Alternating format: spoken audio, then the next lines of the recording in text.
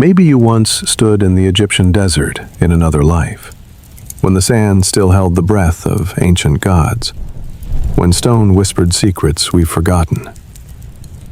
Tonight I'm going to take you back, not to study history, but to remember what your soul already knows. Close your eyes now. Breathe in, slowly, deeply. Let the weight of the day fall away. And come with me, back to where golden sand meets green water, where humans first learned to touch eternity. Or at least, they tried. Can you hear it? The wind moving through massive columns? The scent of lotus? Soft, familiar, like memory.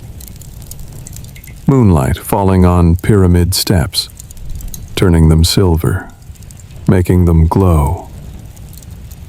And somewhere, far away, very quiet, a voice is calling your name, in a language older than words, a language your soul remembers, even if your mind has forgotten. I've always wondered something. Why did a civilization that lasted 3,000 years, that built wonders we still can't fully explain, choose to vanish?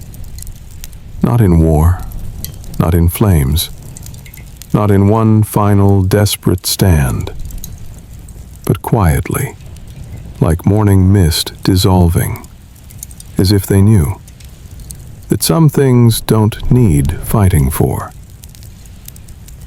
Some things live forever if we're quiet enough to listen.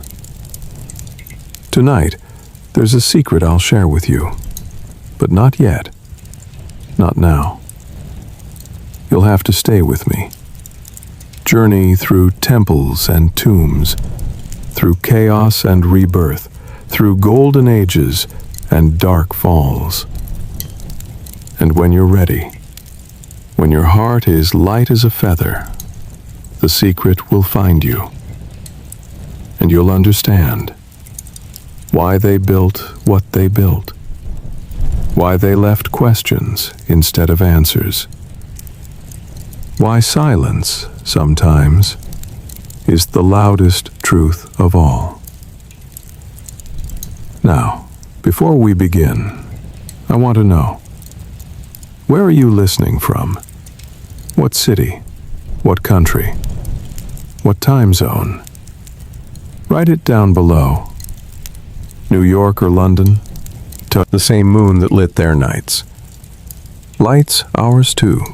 And if you want to travel with me every night, to places history forgot, to wisdom time buried, to stories that heal, subscribe now, because these aren't just tales of the past. They're medicine for souls that forgot how to rest, for minds that can't stop thinking, for hearts that need peace. One more thing. You'll notice something as we walk together. Sometimes I'll ask you to comment, not because I need validation, but because I want to know that you're still here, still breathing, still letting this ancient world wash over you, like Nile water. Cool, cleansing, healing. These comments, they're like breadcrumbs, showing me you're walking beside me, through the temple corridors, across the desert sands, into 3,000 years that never really ended. If you're ready, if you feel the pull, if something inside you recognizes this call, comment the number 1. Just the digit 1. So I know you're here, you're present, you're walking with me, into the dream, into the past, into what was, and what still is. The Nile is waiting for us. Can you see it already, in your mind's eye? Feel the mud between your toes, black, rich, warm from yesterday's sun, cool underneath. Smell the fertile earth, that earthy richness that speaks of life, of growth, of possibility.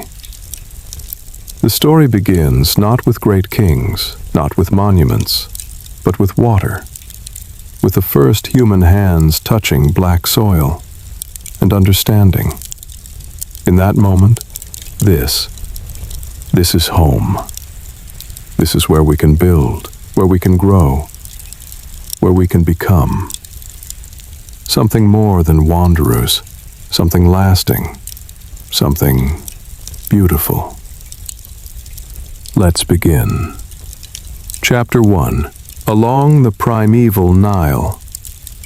Close your eyes deeper now. Let the darkness behind your eyelids become something more than absence of light. Let it become a canvas, and I'll paint for you, not with words alone, but the kind that sticks between your toes, still cool from the night that just passed. Dawn is coming. You can feel it before you see it, the way animals know, the way plants know, the air changing, warming, the quality of darkness shifting, thinning, the birds beginning. One distant cry, then two closer, then a chorus building. Flamingos, their voices strange and beautiful, ancient, like they remember when the world was young and everything was possible. Look toward the water now, slowly. Let your gaze drift. The Nile, moving slow as time itself, eternal, unchanging. A thin mist rises from its surface, like the earth breathing, like the river is alive. And it is. It is. The sun touches the horizon, first just a glow, then a sliver, then more. The sky transforms, first pink, soft and gentle, then orange, warm and promising. Then gold so bright you have to squint, so brilliant it seems to set the air on fire. This is the beginning. Before pharaohs walked the earth, before pyramids rose from sand, before the first symbols were carved, before history began. Just humans, and a river, and the simple understanding that this water, this black mud, this annual miracle of flood and fertility, this is everything. This is life itself. Let your toes curl into the earth now. Really feel it. The texture. Wet but not liquid. Cool but not cold. Rich, dense, alive with possibility. This isn't ordinary mud. It has traveled. From the heart of Africa, from mountains and forests thousands of miles south, carried by the flood waters, the inundation, deposited here, a gift renewed every year, the most fertile soil on earth.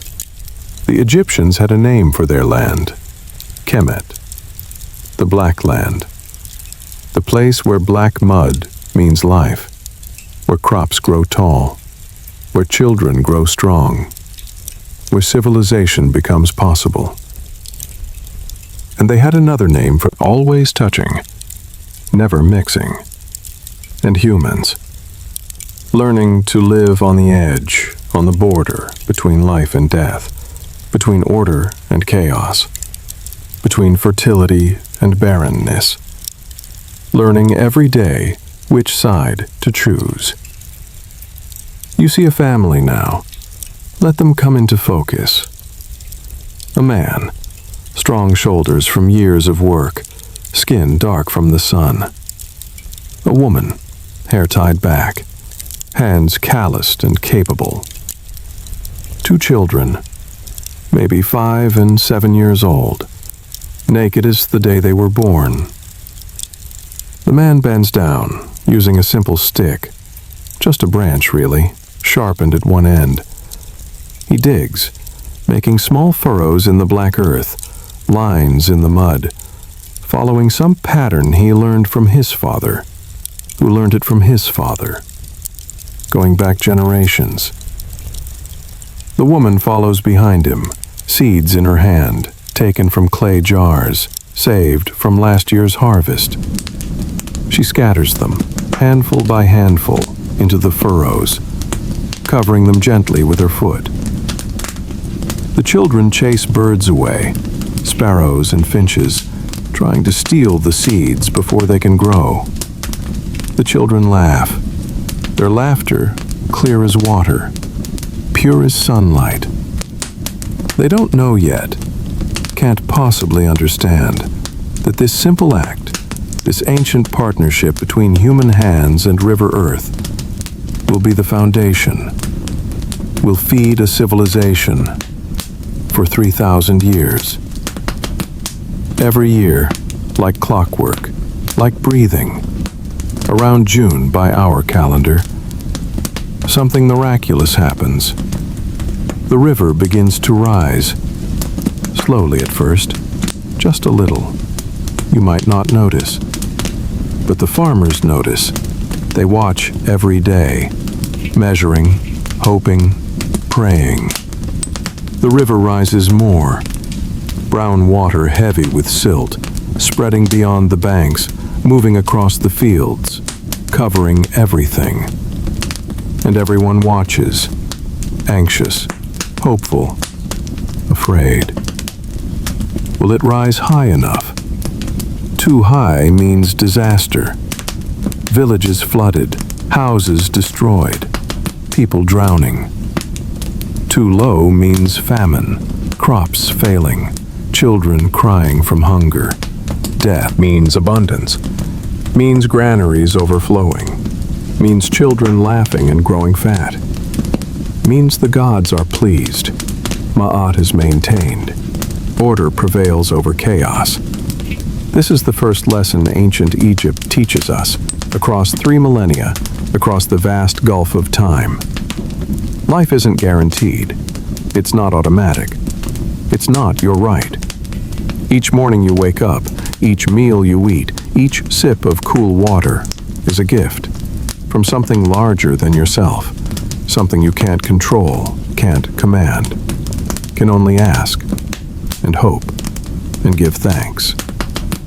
So they began to pray, to make offerings, to the river itself, to Hapi, the god of the inundation, fat and prosperous, with the gifts of both genders, bringing abundance, to the sun that rises every single morning without fail, defeating the darkness, bringing light and warmth and life. They called him Ra, the great sun god, creator, traveling by boat across the sky during the day, fighting through the underworld at night, always victorious, always returning. They saw massive crocodiles, ancient and powerful, surfacing from the water, eyes like jewels, jaws that could crush bone, and they thought, "This is divine. This is sacred."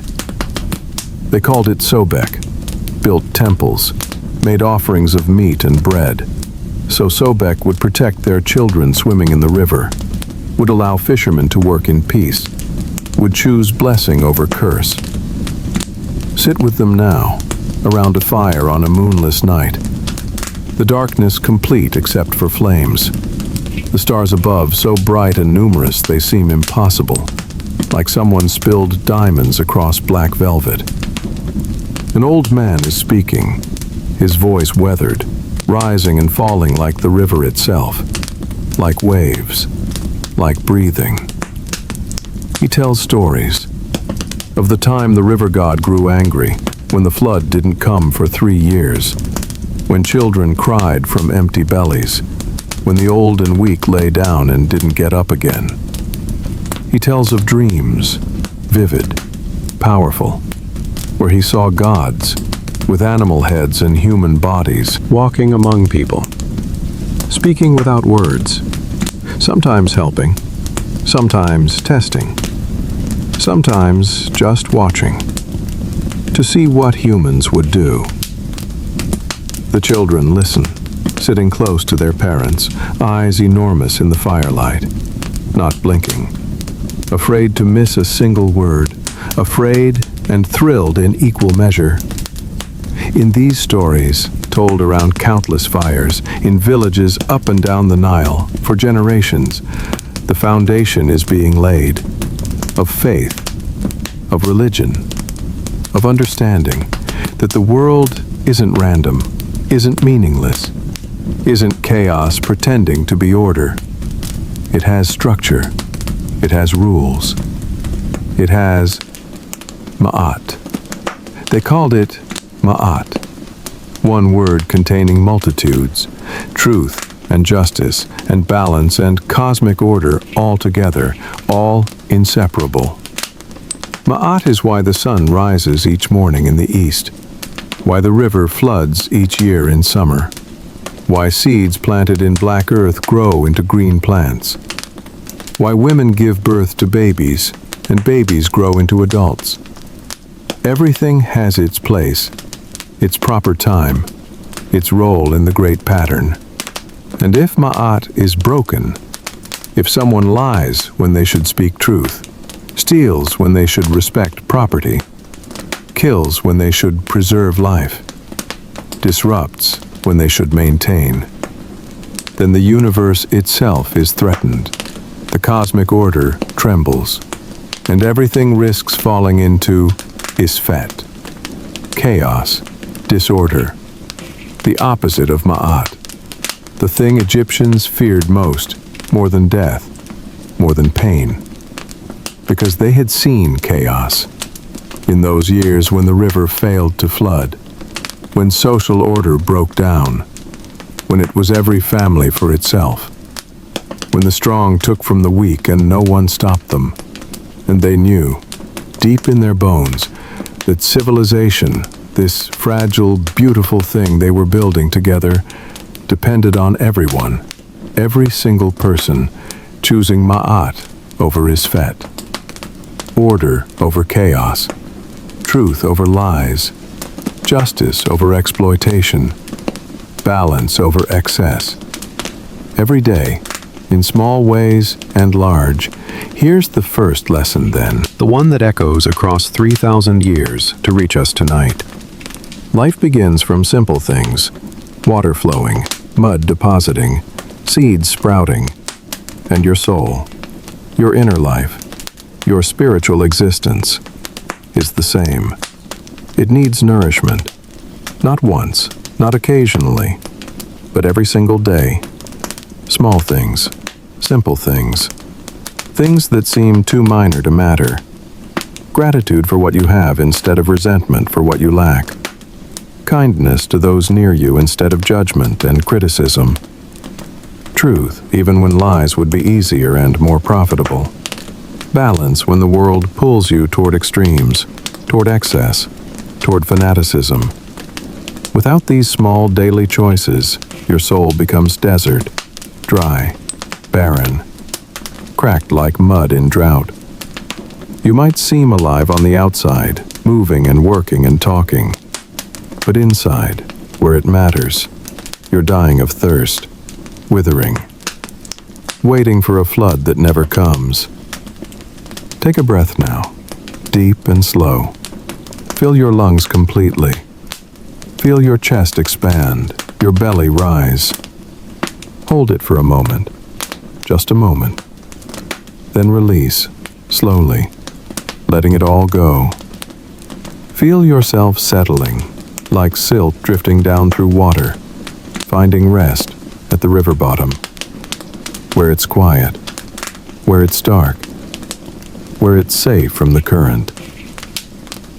You're still here, still listening, still walking with me beside the ancient Nile, where everything began, where the first seeds of civilization were planted in black earth.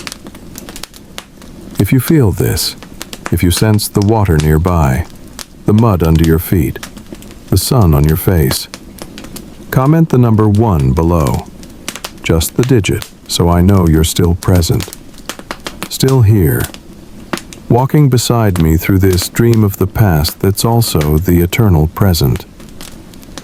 The Egyptians understood something profound that we modern people often forget in our rush and noise and constant distraction. That everything returns.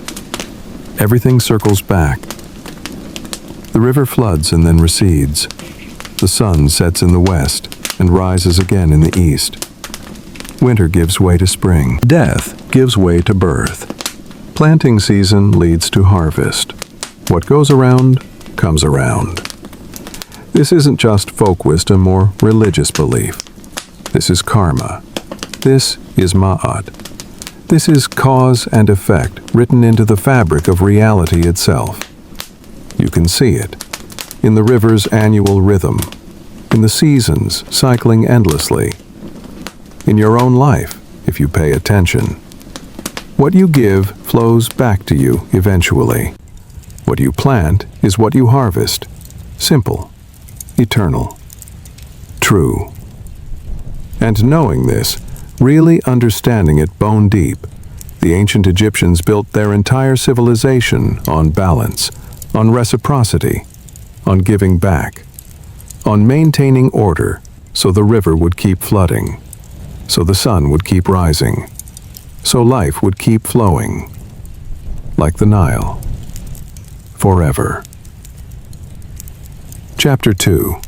The Unification of Two Lands. But time doesn't wait for anyone, not even for the eternal Nile, not even for people content with simple farming and the rhythm of the seasons. Those small villages along the riverbanks, they grew, spreading outward like vines, like roots searching for water, reaching toward each other, connecting, merging. And with size came something else: power. The ability to organize more people, to store more grain, to field larger groups of men with weapons. And with power came ambition, the desire for more land, more resources, more control. And so Egypt, the land that had been a collection of peaceful villages, the land unified by the Nile's gift, split, divided along ancient lines, into two kingdoms, two rivals, two worlds that would eye each other with suspicion and desire for generations. In the south, in Upper Egypt, where the Nile flows strong and narrow through valleys carved by time, kings wore the white crown, tall and conical like a bottle, reaching toward the sky, claiming divine authority. In the north, in Lower Egypt, where the river spreads into the delta, where it becomes many rivers instead of one, where the land is flat and fertile and rich beyond measure, kings wore the red crown, flat with a tall projection in back, like a throne, like power made visible. And for generations upon generations, for lifetimes stacked upon lifetimes like mud bricks, these two kingdoms lived in tension. Not constant open warfare, that would be too expensive, too destructive. But not peace either. Never peace. More like two brothers who can't quite get along, who eye each other suspiciously across the dinner table, who fight sometimes and cooperate sometimes, never quite trusting, never quite separating, always watching, always waiting. Can you hear it now? Close your eyes and listen. War drums. Distant, but getting closer. The rhythm steady and ominous, like a heartbeat, like the earth itself is beating. Boom, boom, boom. And under that, another sound. Feet. Thousands of feet stamping on sand in unison, raising dust that clouds the sky, making the air thick and golden. Stand here, on the border between the two kingdoms, on the edge, where green Nile Valley meets red desert, where life meets death, where order meets chaos. Look toward the horizon, toward the south. You see it. A massive dust cloud, growing, coming closer. And from within that swirling golden haze, shapes emerge. Silhouettes. Thousands of men advancing in formation, spears catching the sunlight, flashing like stars. Banners flapping in the hot wind, standards of gods and animals. And at the front of this massive force, carried high on a litter by strong men, is the king, the Pharaoh, the man who will change everything. His name, according to some ancient sources, is Narmer. According to others, he's called Menes. Historians 3,000 years later still debate whether they're the same person or different rulers whose stories merged over centuries like rivers joining. But one thing is absolutely certain as the sunrise, as certain as the Nile's flood. He was the man who unified the two lands, who made Egypt whole, who turned two suspicious kingdoms into one nation, who changed the course of history so profoundly that we still feel the ripples today. The decisive battle happens at dawn, that liminal time, that threshold moment, between darkness and light, between night and day, between the old world and the new. Two armies meet on a field between the kingdoms. You stand on a hill overlooking the battlefield, high enough to be safe from the violence, but close enough to see, close enough to feel, close enough that the dust reaches you, and the sound of thousands of men breathing as one makes your own breath catch in your throat. The armies face each other across an empty space, thousands of men on each side. And for a long moment, there's nothing but silence. Terrible, anticipatory silence. The kind of quiet that comes before thunder. You can hear individual sounds. A man coughing, a horse snorting, armor creaking, weapons being gripped tighter. Then someone shouts, a war cry, wordless and primal. And like water released from a dam, like an avalanche, the armies surge forward, crashing together with the sound of wood on wood, bronze on bronze, flesh on flesh, bone on bone. The battle rages for hours, neither side gaining clear advantage, both locked in deadly embrace, pushing, pulling, killing, dying. The sun climbs higher. The heat becomes unbearable. Men collapse from exhaustion even without being struck. But slowly, gradually, like a ship turning, you see the northern line begin to waver, to bend, to break. Men start running, throwing down shields and spears, anything that might slow them, fleeing for their lives. And when the sun finally sets that evening, painting the entire battlefield in red light that looks far too much like blood, far too appropriate, the battle is over. The northern army is in retreat. Narmer of Upper Egypt has won. Egypt will be won. But here, it's not the victory itself. Plenty of kings won battles, defeated enemies, conquered territories. What makes Narmer remarkable, what makes him worthy of being remembered 3,000 years later, is what he does after the victory.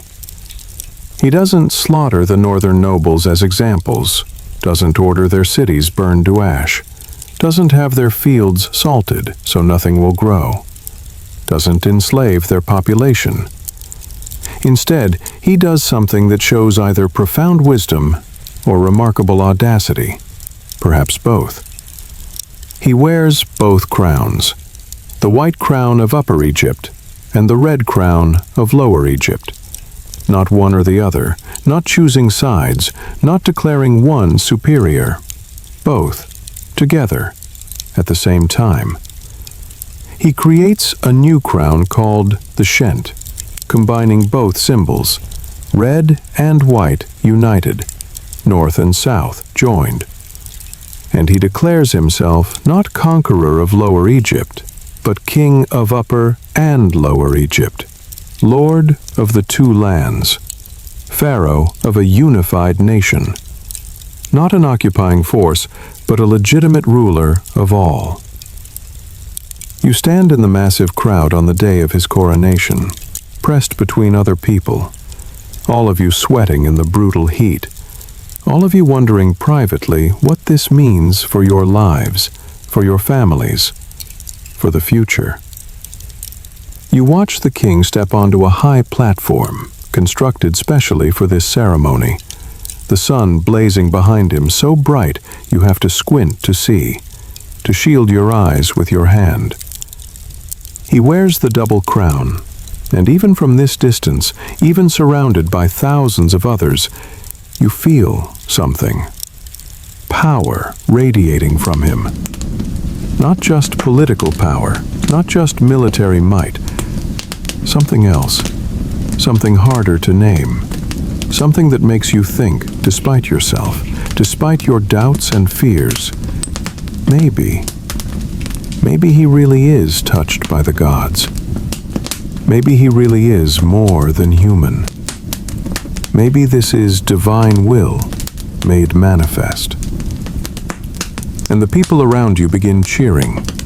It starts low, just a few voices, then more join in, and more, building like a wave, like floodwater rising, becoming a roar, like thunder rolling across the valley, like the Nile in full flood, like the voice of Egypt itself, saying yes, yes we believe, yes we accept, yes we are one people, one nation, one kingdom. We will be strong, we will endure. The sound is overwhelming, deafening. You find yourself joining in, shouting until your throat is raw, swept up in something larger than yourself. In this moment of transformation, when two becomes one, when division becomes unity, when the old world ends and a new world is born, a new era begins. And you feel it in your bones, in your blood, in your soul. Nothing will be the same, ever again. And to mark this unification, to make it permanent in a way that goes beyond ceremony and crowns, to write it into history so it can never be forgotten or denied, Narmer orders craftsmen to create a palette, a ceremonial object for grinding cosmetics, but also a canvas, a surface on which to carve his triumph. The Narmer palette. On one side, he's shown wearing the white crown, the crown of Upper Egypt where he came from, striking down a northern enemy, standing over a kneeling captive, raising a mace to crush his skull.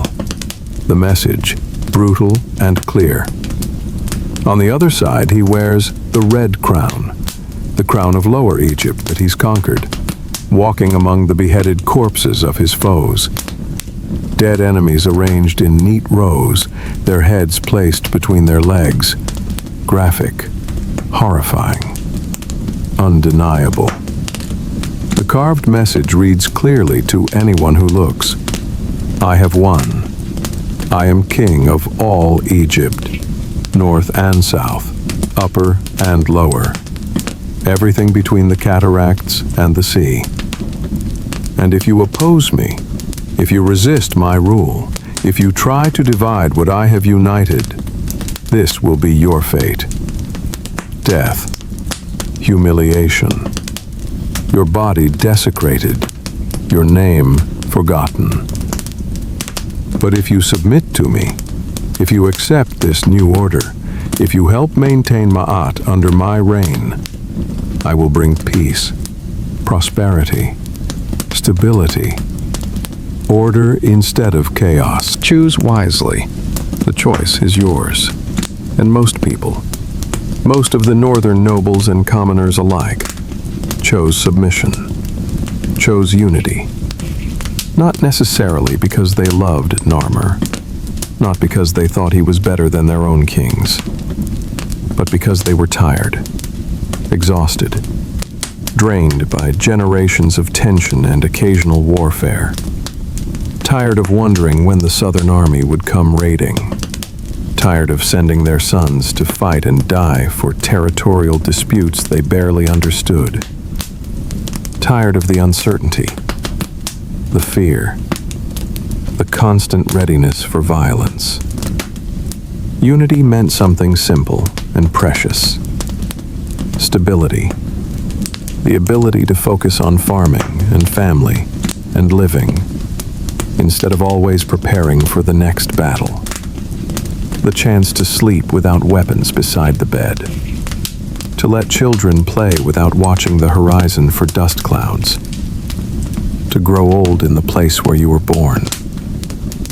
If you see Memphis appearing in your mind now, if you smell fresh bread baking and hear the marketplace noise, and feel the energy of that first unified capital, comment yes below.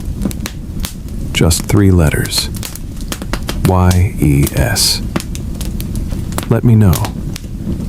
This is reaching you, touching something deep that remembers what it means to come together, to choose unity over division. And here's the second lesson that Narmer teaches across the millennia, the lesson carved in stone and lived through actions. True power, lasting power, real strength doesn't lie in conquest alone, doesn't come from crushing your enemies and hearing the lamentations of their women, as the old saying goes. It lies in something harder, something requiring more wisdom, harmony, the ability to bring opposites together, to unite what seems forever divided, upper and lower, north and south, different gods and different customs and different ways of being. Narmer didn't just defeat Lower Egypt's army. He unified their kingdom with his. He respected their gods and built temples for northern deities. He appointed northern nobles to important positions in his government. He married northern royal women. He made them stakeholders in the new order, partners rather than conquered subjects.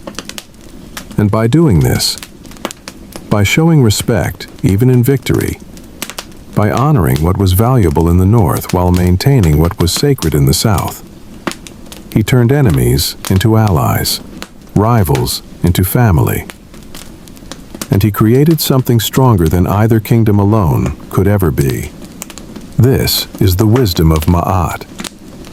The understanding that when two halves join properly, when opposites balance rather than destroy each other, that's when real power emerges. That's when something can endure, not just for years, but for millennia.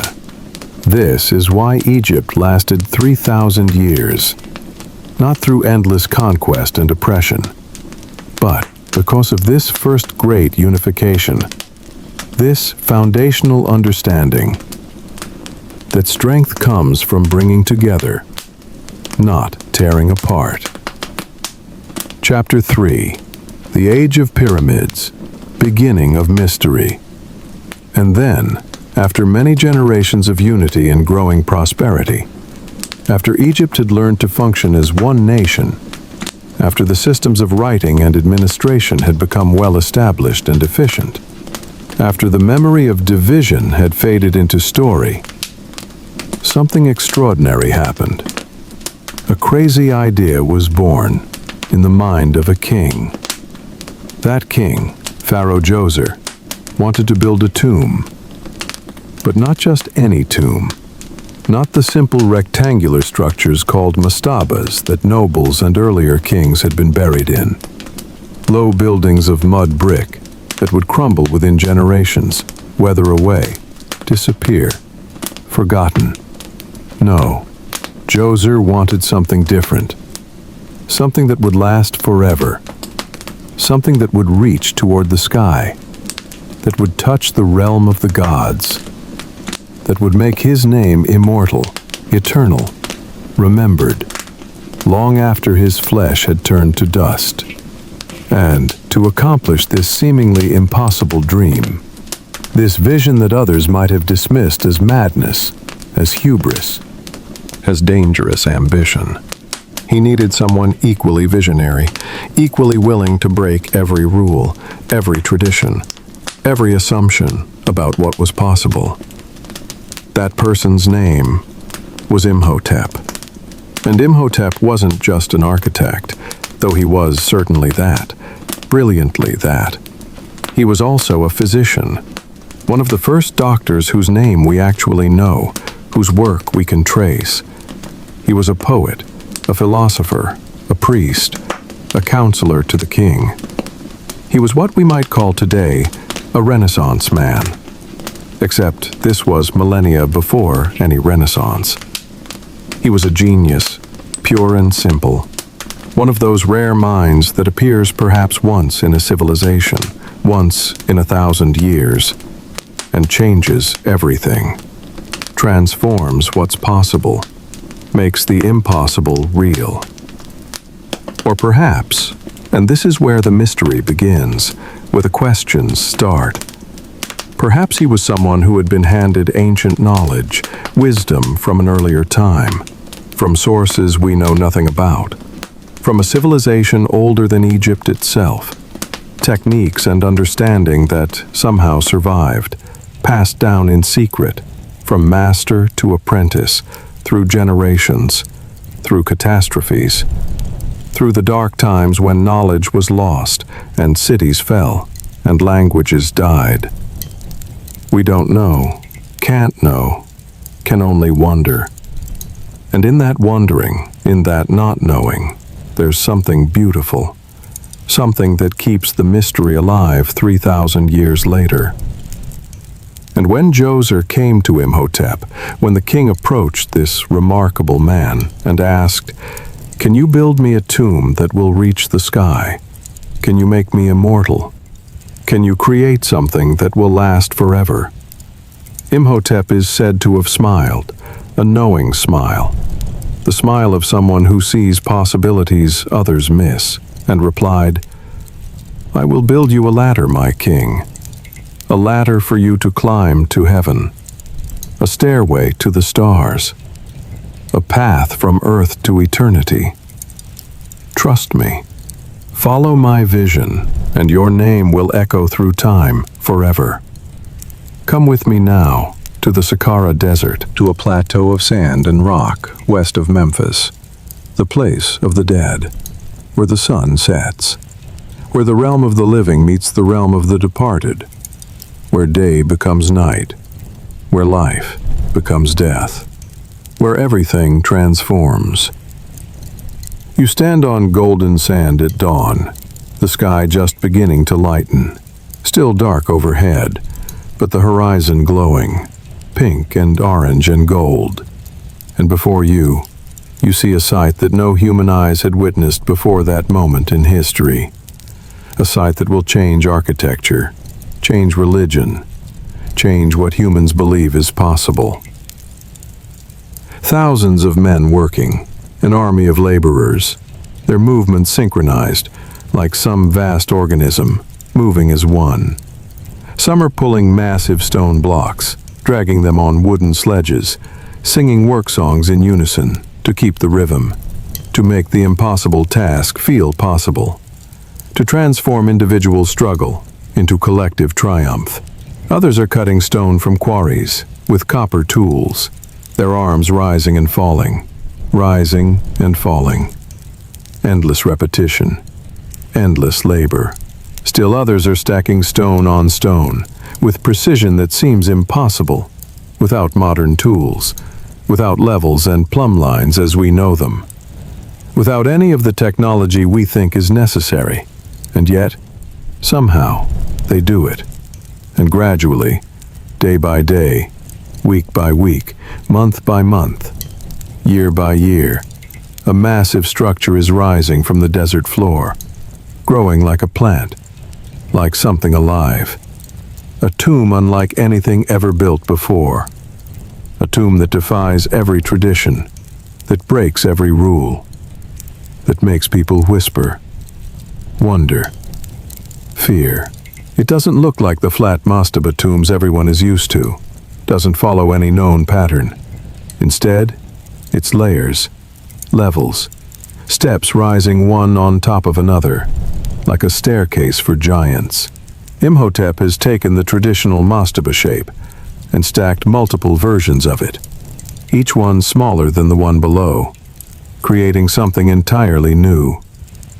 A step pyramid, 6 massive levels rising toward the sky, nearly 60 meters tall, about as high as a 20-story building. The first monumental stone structure in human history, the beginning of everything that will follow. Stand at the foot of that pyramid now. Completed. Finished. Gleaming white with limestone casing stones that catch the sun and reflect it.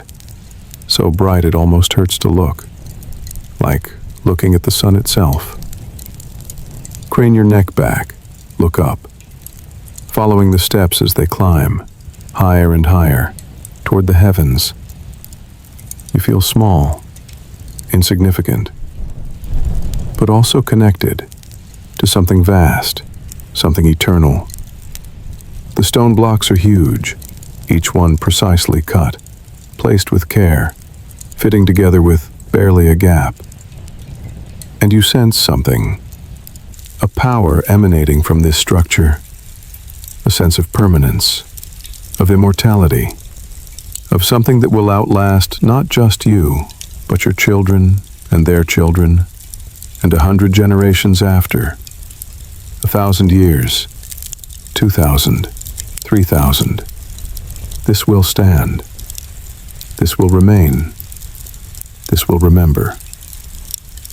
But there's something else too, something harder to define, harder to name. A strange feeling, like touching something very old, older than it should be. As if this knowledge, this ability to build like this, came from somewhere ancient, somewhere lost, somewhere beyond our knowing. As if Imhotep didn't invent this entirely new, but remembered it, pulled it from some deep well of forgotten wisdom, from a source we can't trace, can't verify, can only sense. Like a dream you can almost remember, like a word on the tip of your tongue. There, but not quite reachable. But why? Why would a king want to build something so massive, so unprecedented, so expensive in labor and resources, so ambitious it borders on madness? The answer lies in Egyptian beliefs about death, about what happens when we die, about the journey the soul must take. They believed, with absolute certainty, that when a person dies, the soul, which they called Ba, leaves the body. But there's also Ka, the life force, the vital energy that animated you in life, that made you, you. And these must be preserved, protected, given a place to return to. Because Egyptians didn't see death as an ending, not as a final stop, but as a transformation, a journey, a passage from one state to another, like caterpillar to butterfly, like seed to plant. Death was just a doorway, not a wall. And if a pharaoh was powerful enough, righteous enough, if he had maintained Ma'at during his reign, if he had spoken truth, done justice, kept the cosmic order balanced, then after death, he could become something more, something greater.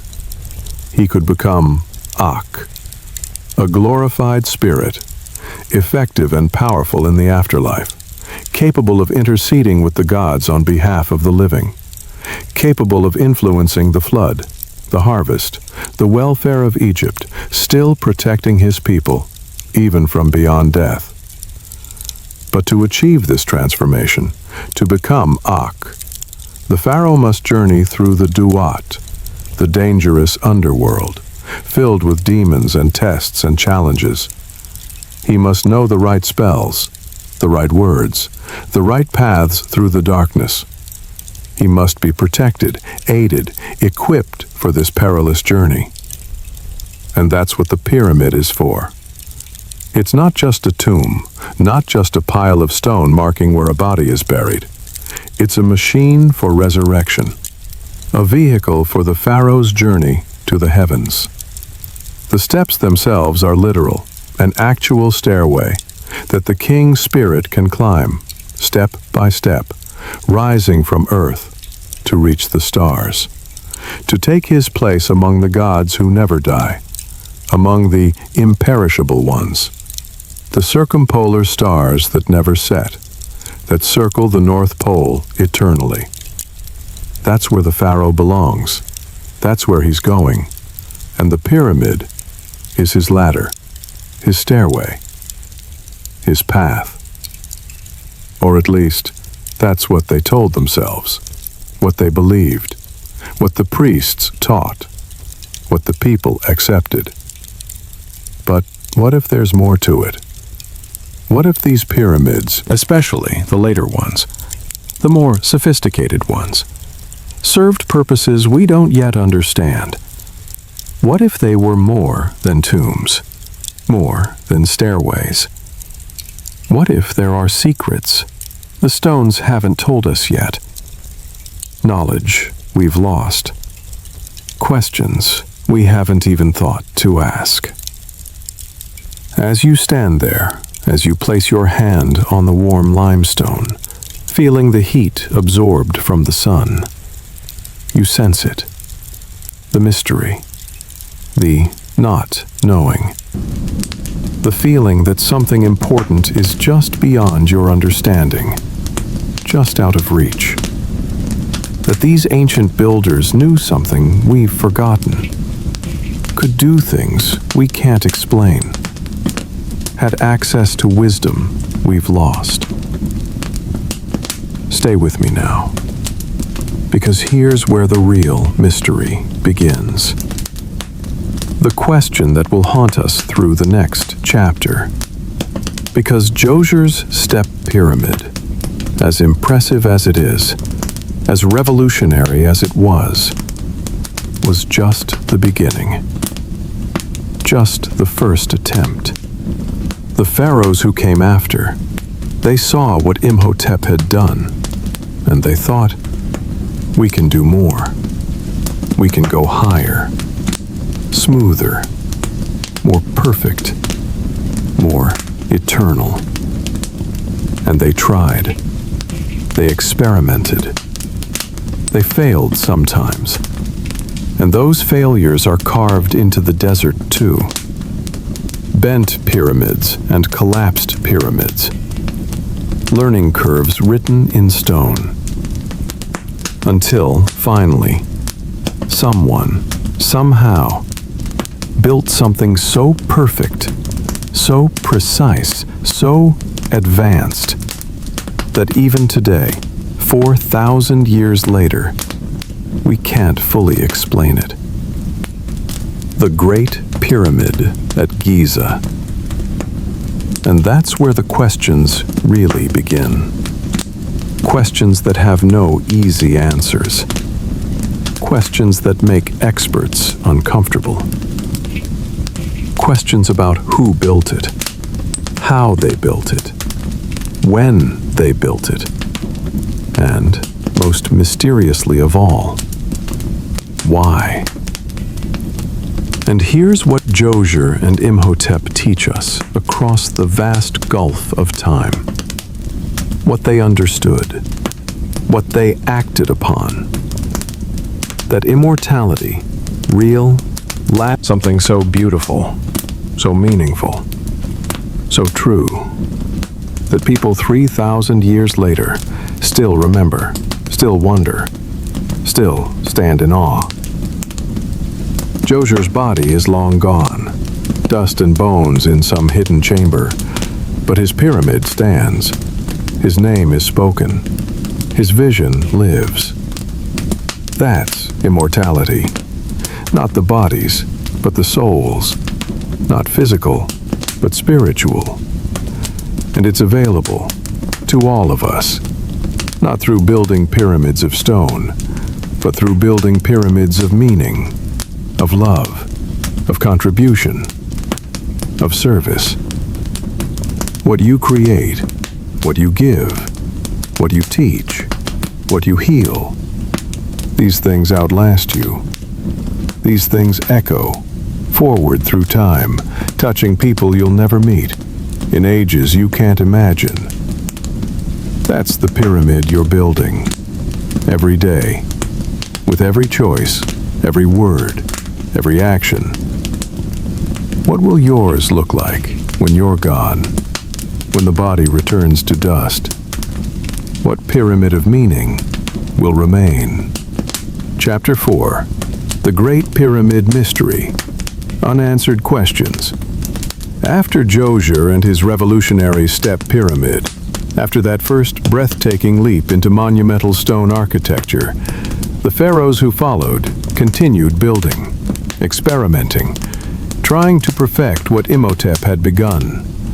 Sneferu, who some say was Khufu's father, built not one pyramid, not two, but 3 major pyramids, each one a lesson in ambition and limitation, in human aspiration meeting physical reality, in dreams encountering the stubborn laws of gravity and stone. The first pyramid at Meidum started as a step pyramid, like Djoser's, following the proven pattern. But midway through construction, Sneferu changed his mind, decided he wanted smooth sides instead of steps, wanted the pyramid to look like a perfect geometric form, rising from the desert, pure, complete, mathematical. But something went wrong.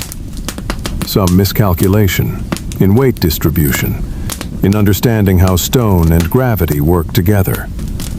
One day, maybe during construction, maybe years later, the outer casing stones began collapsing, sliding down the sides, like an avalanche, like the mountain itself was melting, leaving behind a tower of rubble and disappointment, a failure carved in stone for all eternity. A reminder that even pharaohs, even god-kings, can't simply will the impossible into being. The second pyramid, at Dashur, is called the Bent Pyramid, and when you see it, you understand why immediately. It starts at the bottom with a steep angle, ambitious, confident, reaching aggressively for the sky. But when the builders reached about halfway up, something made them change their minds, made them realize this angle is too steep, too dangerous. It might collapse, like Meidum, might kill workers, might waste years of labor, might humiliate the pharaoh. So they changed the angle midway, made it gentler, safer, more conservative, creating a pyramid that looks like it's bending, like it's uncertain, like it's a mistake, frozen in stone, for everyone to see, forever. But it's also honest, this bent pyramid. It shows us something important, that the Egyptians were learning, experimenting, that they didn't have all the answers, didn't possess some magical ancient wisdom, that even they were figuring things out as they went along, trial and error, success and failure, just like us. And finally, the third pyramid, the Red Pyramid, also at Dashur, built with the lessons learned from the first 2 failures. This time, they got the angle right from the start, kept it consistent all the way up. And it worked. It stands firm and beautiful, over 100 meters tall, covered in reddish limestone that glows like fire at sunset. A success. Proof that persistence and learning from failure can lead to triumph, to achievement, to something lasting. But then comes Sneferu's son, the pharaoh that history calls Khufu. And he looks at everything his father accomplished, at these massive pyramids, these monuments that dwarf anything else in Egypt, that seem to touch the sky itself. And he thinks to himself, I can do better. I can build something bigger, more perfect, more eternal. Something that will make even these look small. I can create something that will make my name live forever. And history tells us, tradition says, the old stories claim, that he built the Great Pyramid at Giza. But here's where we need to pause, where we need to stop accepting and start questioning. Because there's something very strange about this pyramid, something that doesn't quite fit with the story we've been told. Something that makes thoughtful people wonder if we have the whole truth, or only part of it. Stand before it now, at sunset, when the tourists have gone, when you're alone, with the stone and the silence and the mystery. The sun is sinking behind the pyramid, turning it into a massive black silhouette against a sky painted orange and purple and red. History tells us it was originally 146 meters tall as a modern 40-story building. And for nearly 4,000 years, it was the tallest structure on Earth, built by human hands. 4,000 years. Let that sink in. From the time it was built until the Middle Ages, until cathedrals began reaching higher, this pyramid was humanity's ultimate achievement in construction, in engineering, in sheer ambition. People say it contains 2,300,000 stone blocks, each one cut from quarries, transported somehow across the desert or up the Nile, then lifted into place with precision we can barely understand. The average block weighs 2.5 tons. Some weigh 15 tons, and some, the massive granite blocks in the king's chamber deep inside the pyramid's heart, weigh 70 tons. 70 tons. As much as a dozen elephants, as much as a modern battle tank, as much as a fully loaded semi-truck. How did they move something that heavy 4,000 years ago without modern machinery, without cranes, without hydraulics, without any of the technology we think is necessary? Step closer now. Reach out your hand. Touch the stone. Feel its warmth from the day's sun. Feel its roughness where the smooth casing stones have been stripped away over centuries.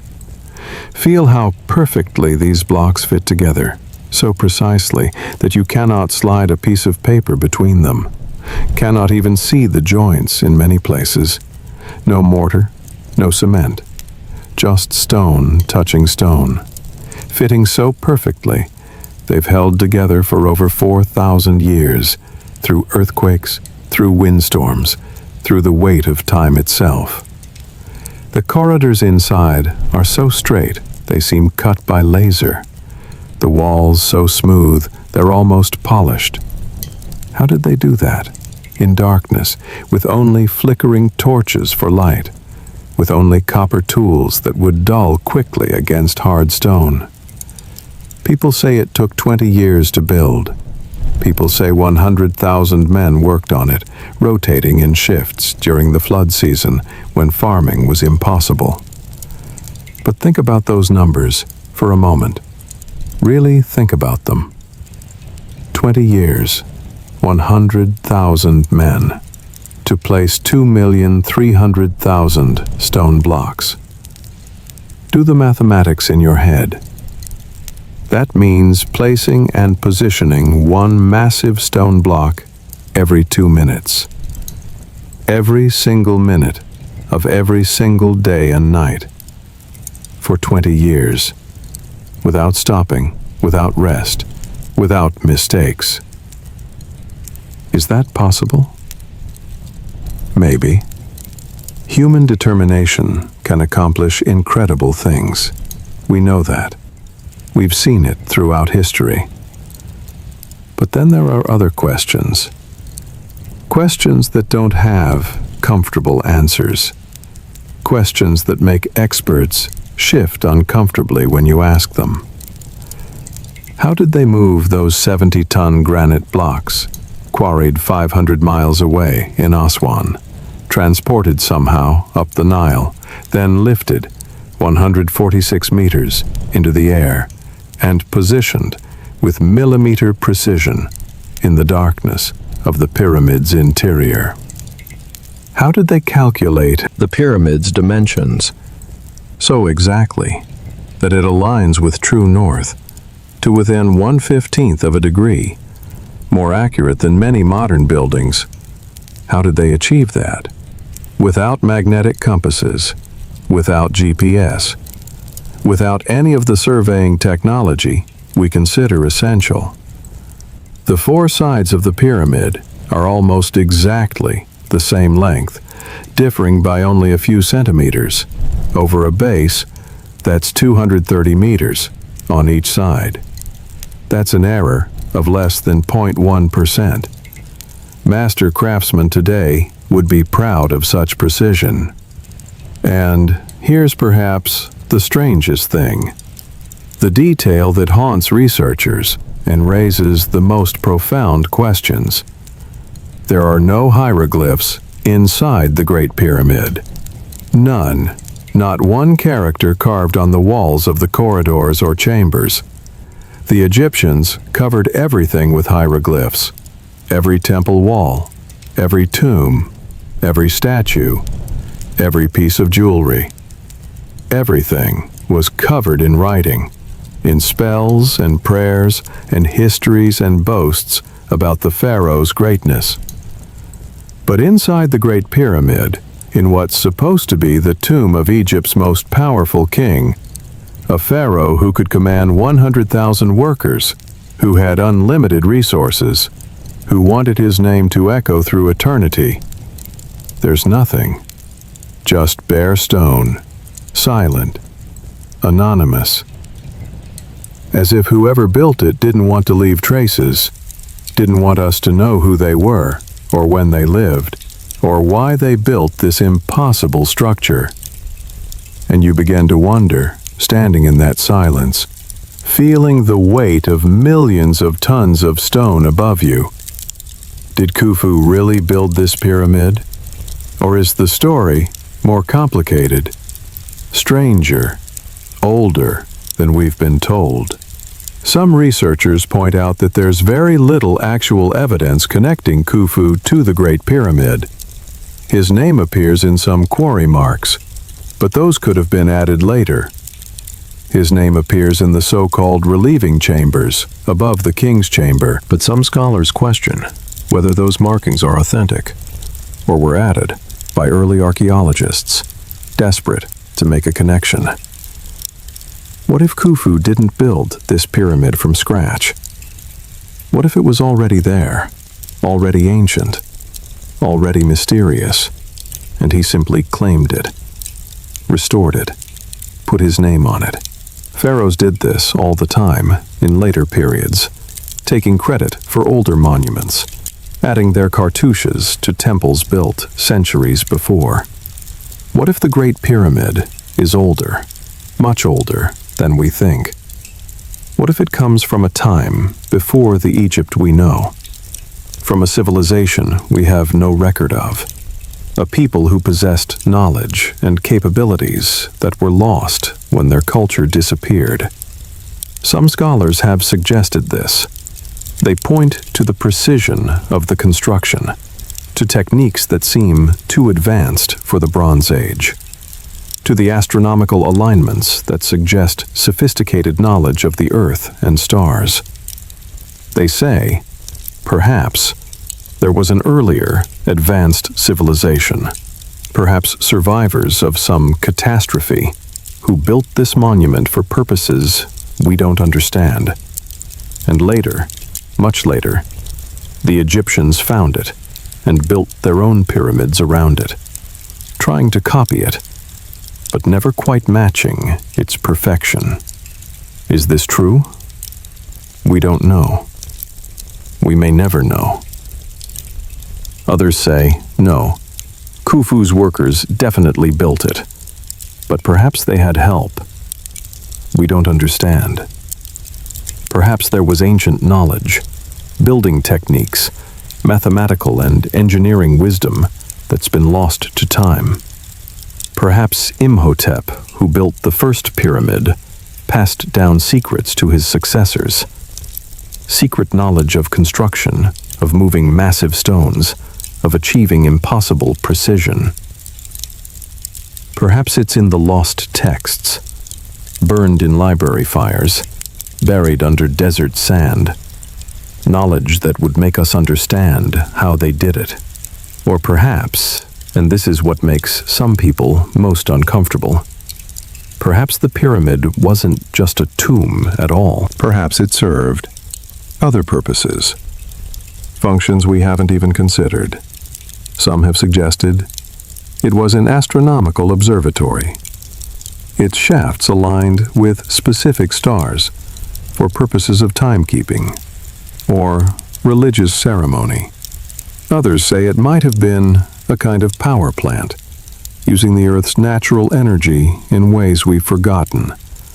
Still others suggest it was a library of sorts, a place to preserve knowledge, in its proportions and measurements, encoding information in stone for those wise enough to read it.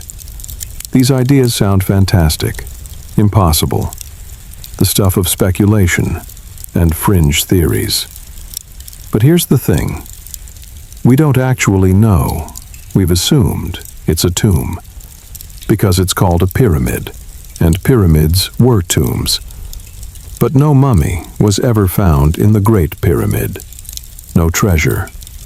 No definitive proof it was ever used for burial.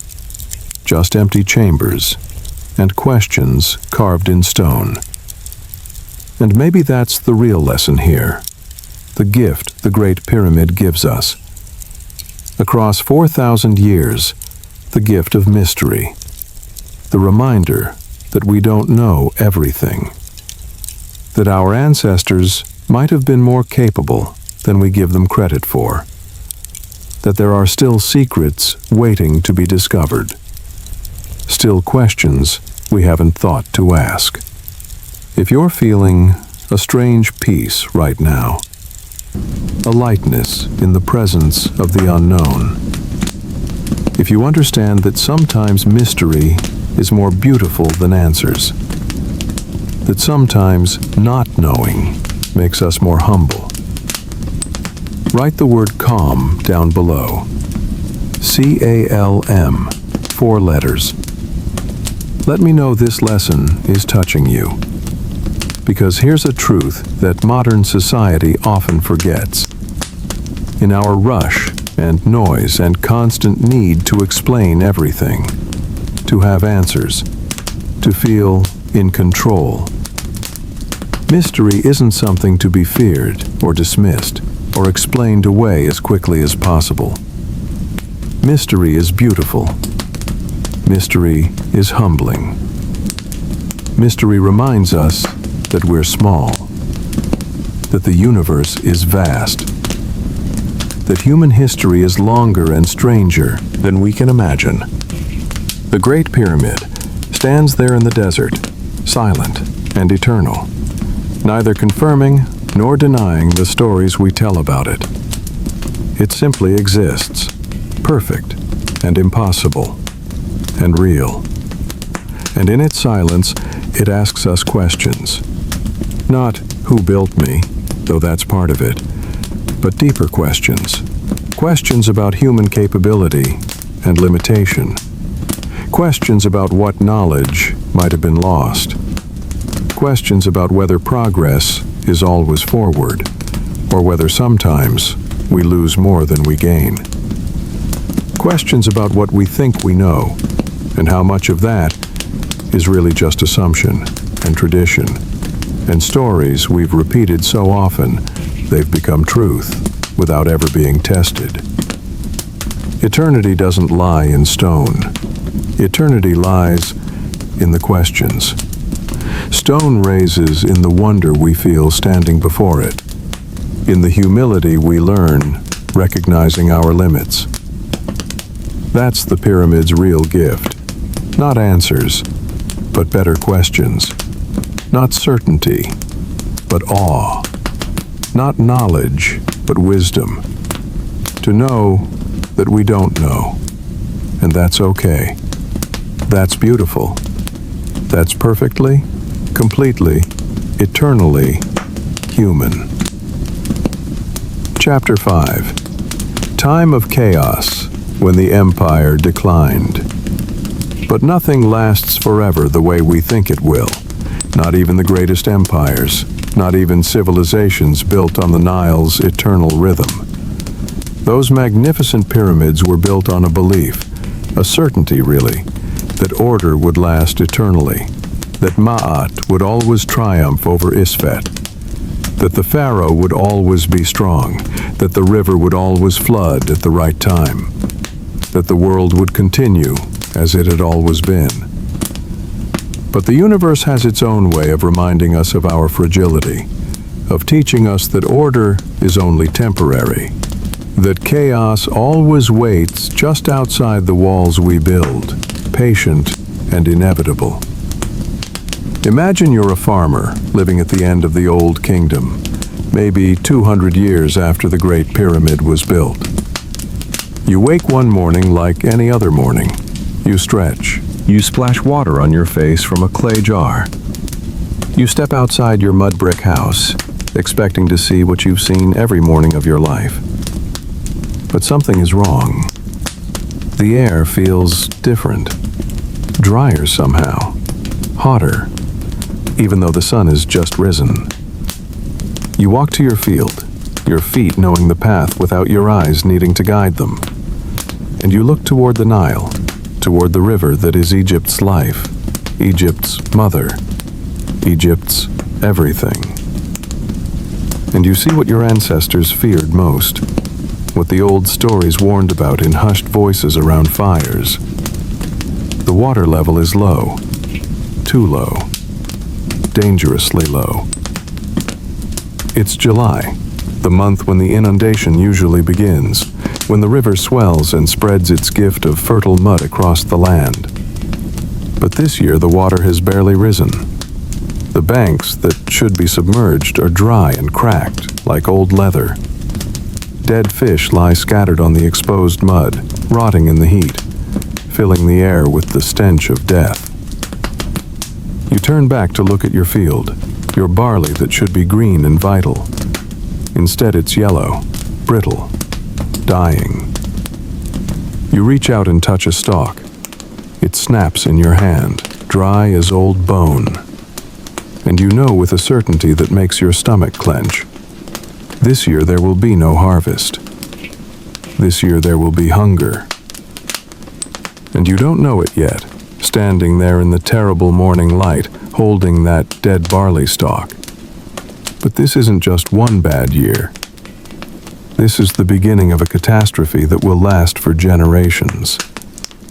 This is the climate changing, the old patterns breaking down, the reliable world becoming unreliable. Modern scientists studying ancient climate data believe that around 2190 BCE, the climate of North Africa shifted. The rains that had fed the sources of the Nile decreased. The mountains of Ethiopia and Uganda, where the Blue Nile and White Nile are born, received less moisture. And slowly, year by year, decade by decade, the annual flood began coming lower, bringing less water. less mud, less life. Not enough to irrigate all the fields. Not enough to grow the grain Egypt needed to feed its people. And when food becomes scarce, when children start crying from hunger, and the old begin dying, and the granaries stand empty, everything else begins to collapse, like a pyramid built on sand. Come with me into a village, a small farming community that once thrived. You remember this village from childhood visits. Remember it full of life and laughter. Children running through the lanes. Women grinding grain and singing. Men coming back from the fields, tired but satisfied. But now, walking through it, you hear only silence. An oppressive, heavy silence, broken occasionally by a cough, a weak cry, the buzz of flies. The houses are crumbling, their mud brick walls melting back into the earth they came from, because no one has the strength or will to maintain them. Doors hang crooked on broken hinges. The lane that was once swept clean every morning is now covered in blown sand. You step into a house, pushing aside a tattered reed mat that serves as a door. The interior is dark and stifling hot. Your eyes adjust slowly, and you see a family. A father lying on a mat, his skin stretched tight over bones, his eyes sunken deep in his skull, staring at nothing. A mother sitting against the wall, holding an infant, trying to nurse it, but her breasts are dry, empty, and the baby's cry is weak and desperate. A sound that shouldn't come from something so small and new. Two other children, maybe 5 and 7 years old, sit quietly in the corner, too weak even to play. Their bellies distended in that terrible paradox of starvation, where the body swells even as it wastes away. And you know, looking at them, that they won't survive the month. Across Egypt, in thousands of villages from the delta to the cataracts, this scene repeats with variations. People dying slowly of hunger. Families making impossible choices about who gets the little food there is. The young or the old. The strong or the weak. Mothers feeding children and going hungry themselves. Fathers walking away into the desert, because one less mouth to feed might mean the others survive. And the great construction projects stop. The pyramid building ends. Not because pharaohs lose ambition, but because there's no surplus grain to feed massive workforces. No extra resources for anything beyond survival. And faith begins to waver like a candle flame in wind. Because if the pharaoh truly has divine power, if he truly is the son of Ra, the living Horus, the guarantor of Ma'at, then why doesn't he make the river flood? Why doesn't he bring rain? Why doesn't he save his people? These questions, whispered at first, grow louder. Pharaoh has failed us. Pharaoh is weak. Maybe Pharaoh isn't divine at all. And when faith in the Pharaoh wavers, when the belief in his divine power crumbles, political power crumbles with it. The provincial governors, the nomarchs who rule Egypt's regions in the Pharaoh's name, begin to realize something. They have their own armies. They have their own granaries, however depleted. They control their own territories. And the Pharaoh, far away in Memphis, unable to make the river flood, unable to prevent famine, unable to maintain order. What does he actually provide them? Why should they send their precious grain as taxes to a failing capital? Why should they obey a god-king who has proven he's neither god nor capable king? So they begin keeping the taxes for themselves. They begin making their own laws, conducting their own diplomacy, building their own armies. They begin thinking of themselves not as governors, but as kings of their own small domains. And Egypt, the unified kingdom that Narmer created 1,000 years before, begins fragmenting like old pottery, cracking along ancient fault lines, breaking back into pieces. Historians call this period the First Intermediate Period, a dry academic name for what was essentially a dark age. A century and a half, maybe 200 years of division and warfare and suffering. Egypt is no longer one nation. It's a patchwork of competing statelets, each ruled by a nomarch who calls himself king, each fighting with his neighbors over water rights and grain stores and territory.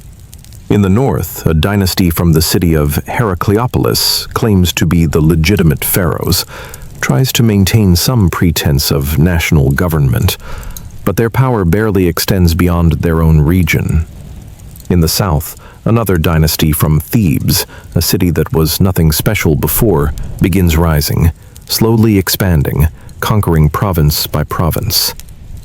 And between them, caught in the middle, are lands where there's no real government at all, where bandits rule, where the strong prey on the weak, where every man must protect his own because there's no king, no law, no order, only survival.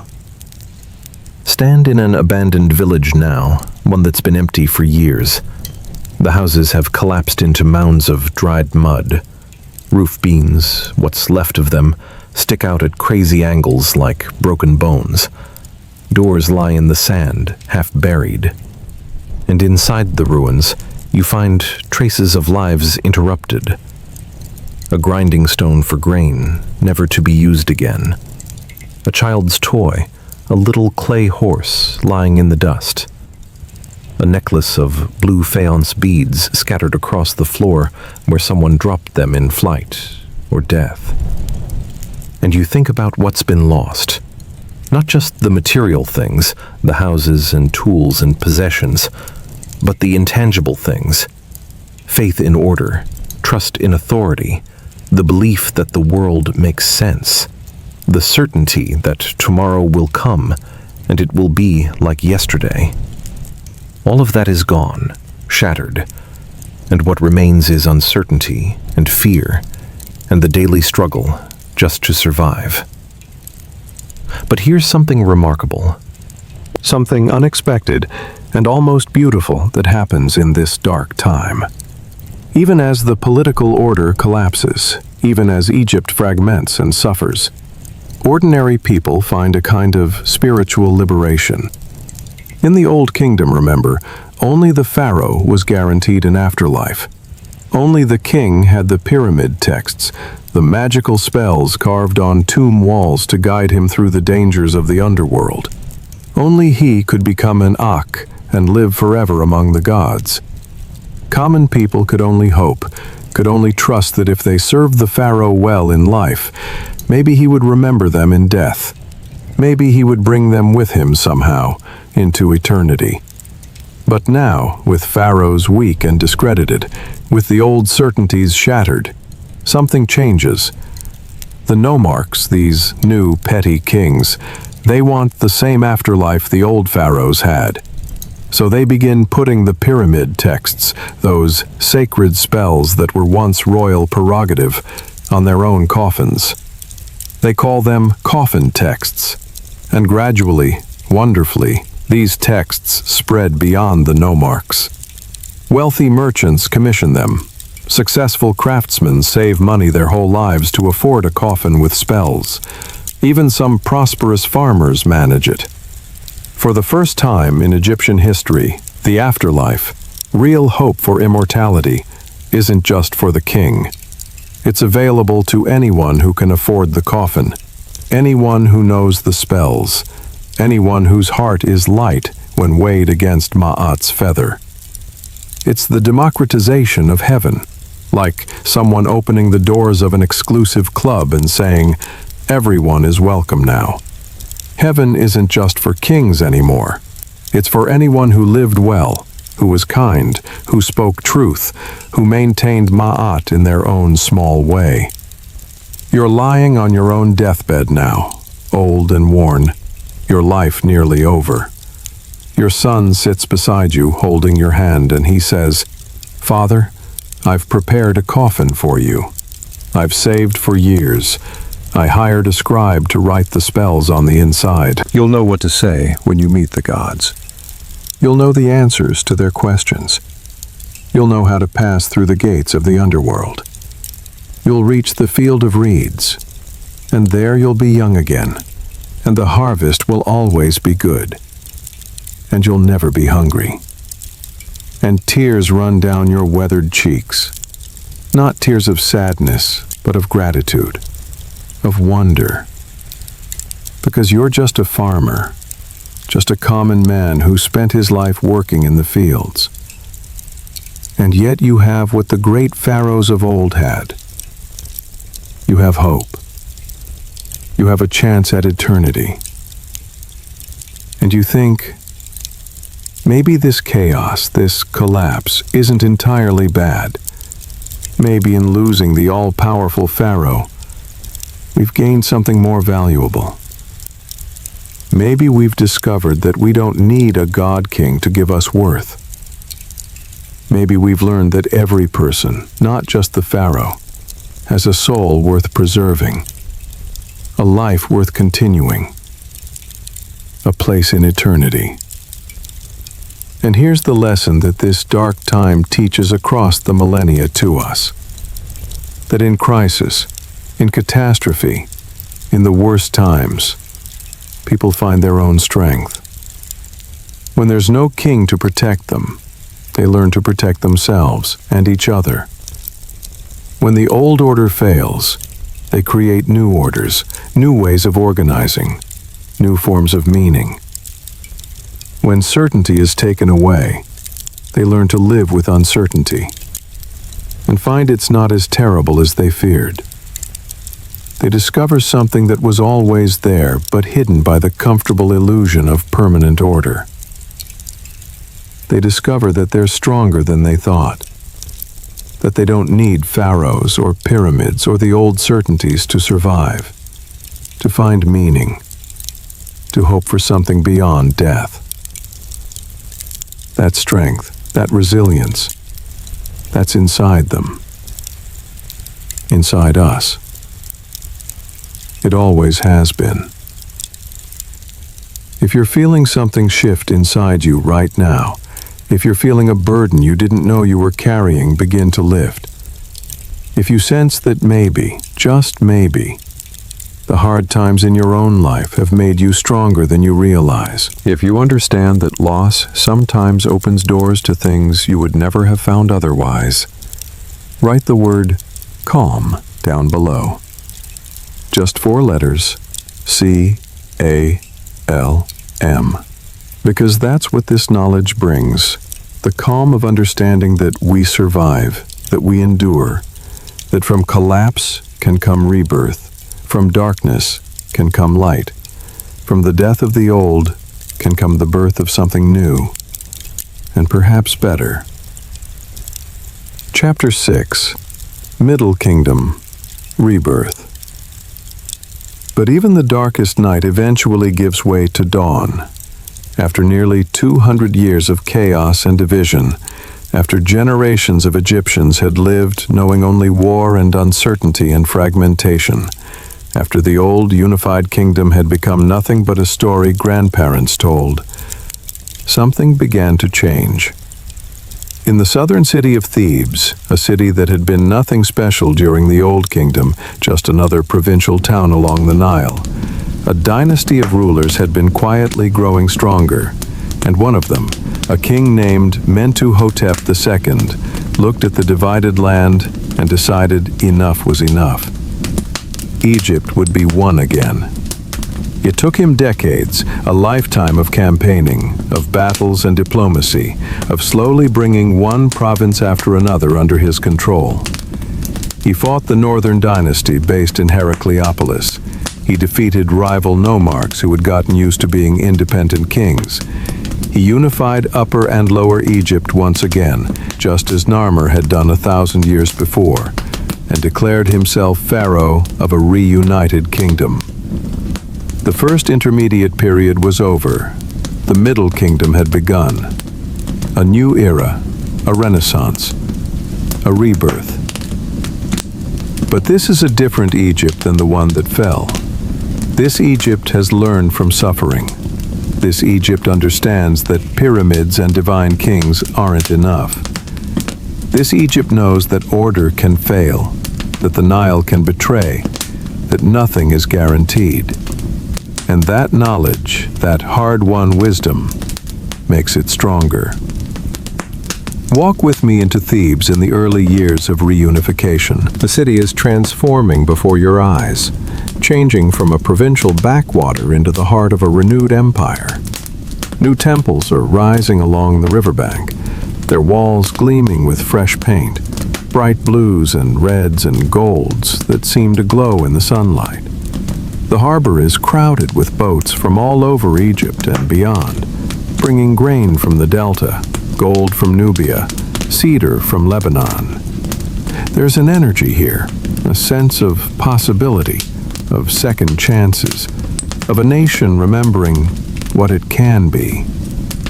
You walk through the market and it reminds you of stories your grandfather told about Memphis in the old days, before the chaos, when Egypt was strong and unified. Merchants are calling out their wares in a dozen dialects, the accents of north and south mixing together again after so long separated. A woman from the Delta sells dried fish, shouting about their quality in an accent that marks her as northern. A Theban potter displays beautiful vessels with new designs, elegant shapes that blend old traditions with fresh creativity. Children run between the stalls, playing, laughing, their bellies full, their faces bright with hope instead of shadowed with the hunger that marked the previous generation. The smell of bread baking, that wonderful yeasty scent that means civilization, that means surplus, that means things are good again. The smell of beer fermenting, of meat roasting, of prosperity returning, like the Nile's flood. You meet a man, perhaps in his 50s, who lived through the worst of the chaos years. He sits in the shade of a date palm, watching the bustling market with eyes that have seen too much. You sit beside him, and he begins to talk, as old men do, about what he's learned. We were broken, he says, his voice rough with memory. For my whole childhood and into my manhood, there was no real Egypt, no unity, just warlords and hunger and fear. I saw things, he pauses, shakes his head. Things I try not to remember, but we learned something in those dark years. We learned that we can't rely on one man, even a god king, to make everything right. We learned that Ma'at isn't something Pharaoh gives us. It's something we create together, all of us, every day, through how we treat each other, through justice and truth and balance. The new pharaohs understand this, I think. They're different from the old god kings. And he's right. The pharaohs of the Middle Kingdom portray themselves differently than their old kingdom predecessors. In their statues and inscriptions, they don't show themselves as distant, serene, ageless, divine beings. Instead, they show themselves as shepherds of the people, as kings who bear the weight of responsibility. Look at the statues from this period. The faces carved with lines of worry, with signs of age, with expressions of burden. These are rulers who know what failure looks like, who have seen what happens when leadership fails, who understand that kingship is about service, not just about power and glory. One famous inscription from this period has a king saying, "I gave bread to the hungry and clothes to the naked. I ferried the boatless. I buried those who had no sons to bury them. I was father to the orphan and husband to the widow." Maybe it's propaganda. Maybe these are just pretty words carved in stone to make the king look good. But even if it's propaganda, it's revealing. It shows what people valued, what they wanted in a leader. Not just someone who could build the biggest pyramid, but someone who cared for the weakest, who understood that a king's greatness is measured by how he treats those who have nothing. And the culture flourishes in this Middle Kingdom period. Literature, real literature, not just royal inscriptions or religious texts, but stories and poetry and philosophical works, blooms like flowers after rain. There's the tale of Sinuhe, a beautiful story about a man who flees Egypt in fear, lives in foreign lands, achieves great success, but always longs for home. And finally, old and tired, returns to die in the land of his birth. It's about exile and belonging, about what makes us who we are, about the deep human need for home. People copy it, read it, treasure it for centuries. There's The Eloquent Peasant, a story about a simple farmer who is robbed by a corrupt official, and instead of accepting it, he speaks out, demanding justice, using such beautiful language, such powerful rhetoric, that the Pharaoh himself hears of it and makes things right. It's about the power of words, about justice, about the idea that even the lowliest person deserves to be heard and treated fairly. These aren't just entertaining stories. They're Egypt processing what it's been through, thinking about justice and home and leadership and what makes a good society. They're a nation examining its soul. And Egypt doesn't just rebuild internally, it expands. The pharaohs of the Middle Kingdom sent armies south into Nubia, that land of gold and exotic goods. And they don't just raid like the Old Kingdom pharaohs did. They conquer, they occupy. They build massive fortresses of mud brick that still stand today. Walls 10 meters thick, towers rising 30 meters high. Fortifications that would intimidate any medieval castle builder. Walk through one of these fortresses with me, perhaps the one at Buhen on the Nubian border. You approach it from the desert, and it seems to grow from the rock itself, massive and imposing. The walls are incredibly thick, designed to withstand any siege. Guard towers rise at regular intervals, giving defenders clear sightlines. The gates are complex, with multiple barriers and killing zones where attackers would be trapped and destroyed. Inside, it's like a small city. Barracks for soldiers, granaries for storing food, workshops for making weapons and repairing equipment, even a temple for maintaining Ma'at, even here on the frontier. This isn't just military architecture, it's a statement. Egypt is back. Egypt is strong.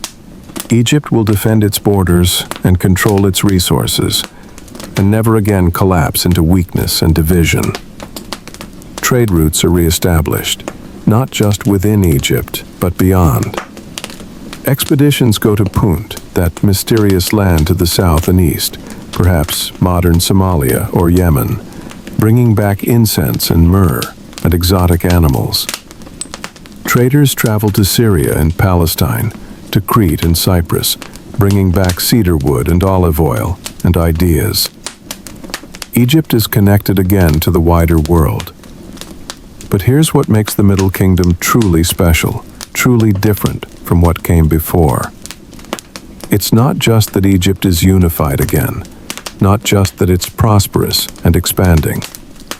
It's that the culture has deepened. The experience of collapse and rebirth has made Egyptians think harder about life and death and meaning. Those coffin texts that began during the chaos, they're everywhere now. More and more people are commissioning them, spending their life savings to ensure their afterlife. And the texts themselves become more elaborate, more detailed. They include maps of the underworld, instructions for the journey, spells for every conceivable danger. The Book of Two Ways, one of the most complex coffin texts, is essentially a guidebook to the afterlife with two possible routes, one by water and one by land, illustrated with the oldest known maps. This is democratization of the sacred knowledge continuing. What was once only for pharaohs is now for anyone who seeks it. The Middle Kingdom also sees developments in mathematics and medicine. The Rhind mathematical papyrus from this period shows Egyptians working with fractions, calculating areas and volumes, solving practical problems of construction and resource allocation. Medical papyri describe surgeries, treatments for diseases, understanding of anatomy that's sophisticated for any ancient culture. These aren't just practical manuals. They're evidence of a society that values knowledge, that believes understanding the world is important, that thinks systematically about problems and solutions. You attend a feast at a nobleman's house, one of the new elite who has prospered in the reunified kingdom. The walls of the dining hall are painted with beautiful scenes, not the stiff formal art of the old kingdom, but something more lively, more human. Musicians playing harps and flutes, dancers in motion, servants bringing food and drink. And among the guests, the conversation isn't just about crops and taxes. People are discussing the tale of Sinuhe, debating what it means, what it says about Egyptian identity. Someone quotes from a wisdom text, ancient advice about how to live well. Someone else talks about the new fortress being built in Nubia, about what it means for Egypt's security and prosperity. This is a culture that's not just surviving, but thinking, creating, flourishing. And here's the lesson that the Middle Kingdom teaches us across 3,000 years. That sometimes things need to break completely before they can be rebuilt better. That from total collapse can come renewal. And that renewal, born from suffering and understanding what failure means, can be stronger and wiser than what existed before. The Old Kingdom was magnificent, yes, with its pyramids and absolute pharaohs. But it was also rigid, unequal, dependent on everything going perfectly. When the climate changed and the Nile failed, it shattered. The Middle Kingdom is different. It's more flexible, more inclusive, more thoughtful. It's learned that strength isn't just military might or monumental architecture. Strength is also justice, is taking care of the weak, is literature and art and mathematics, is connecting people to meaning and hope. Strength is understanding that Ma'at is everyone's responsibility, not just the king's. Do you think this is coincidence? Or do you see the pattern of cause and effect? That from chaos and suffering, if we learn the lessons, if we don't just rebuild the same structures that failed, but create something wiser, something better can emerge. That our darkest times, if we survive them, can teach us what matters most. That breaking can be the beginning of becoming whole in a new way. Comment your thoughts below. Tell me what you see in this pattern, what it means for your own life, for the hard times you've been through or are going through now. Chapter 7. New Kingdom, Golden Age. And from the lessons learned through suffering, from the wisdom earned through collapse and rebirth, Egypt stepped into its greatest era, the New Kingdom. A time when Egypt wasn't just a nation, but an empire. Not just powerful, but dominant. Not just wealthy, but dazzling. A civilization at the absolute peak of its creative and political power. Come with me now to Thebes, but not the Thebes we visited before. Not the city just beginning to rise. This is Thebes centuries later, Thebes transformed, Thebes glorious. The greatest city in the world at that moment in history. You arrive by boat, sailing up the Nile from the north, and as you round a bend in the river, the city comes into view and takes your breath away. The eastern bank is crowded with buildings, temples, palaces, houses packed together, rising in tiers from the riverbank. And dominating everything, impossible to miss, is the temple complex of Karnak, massive pylons towering into the sky, obelisks gleaming with gold caps that catch the sunlight and seem to set the sky on fire, flags flying from poles so tall they seem to brush the clouds.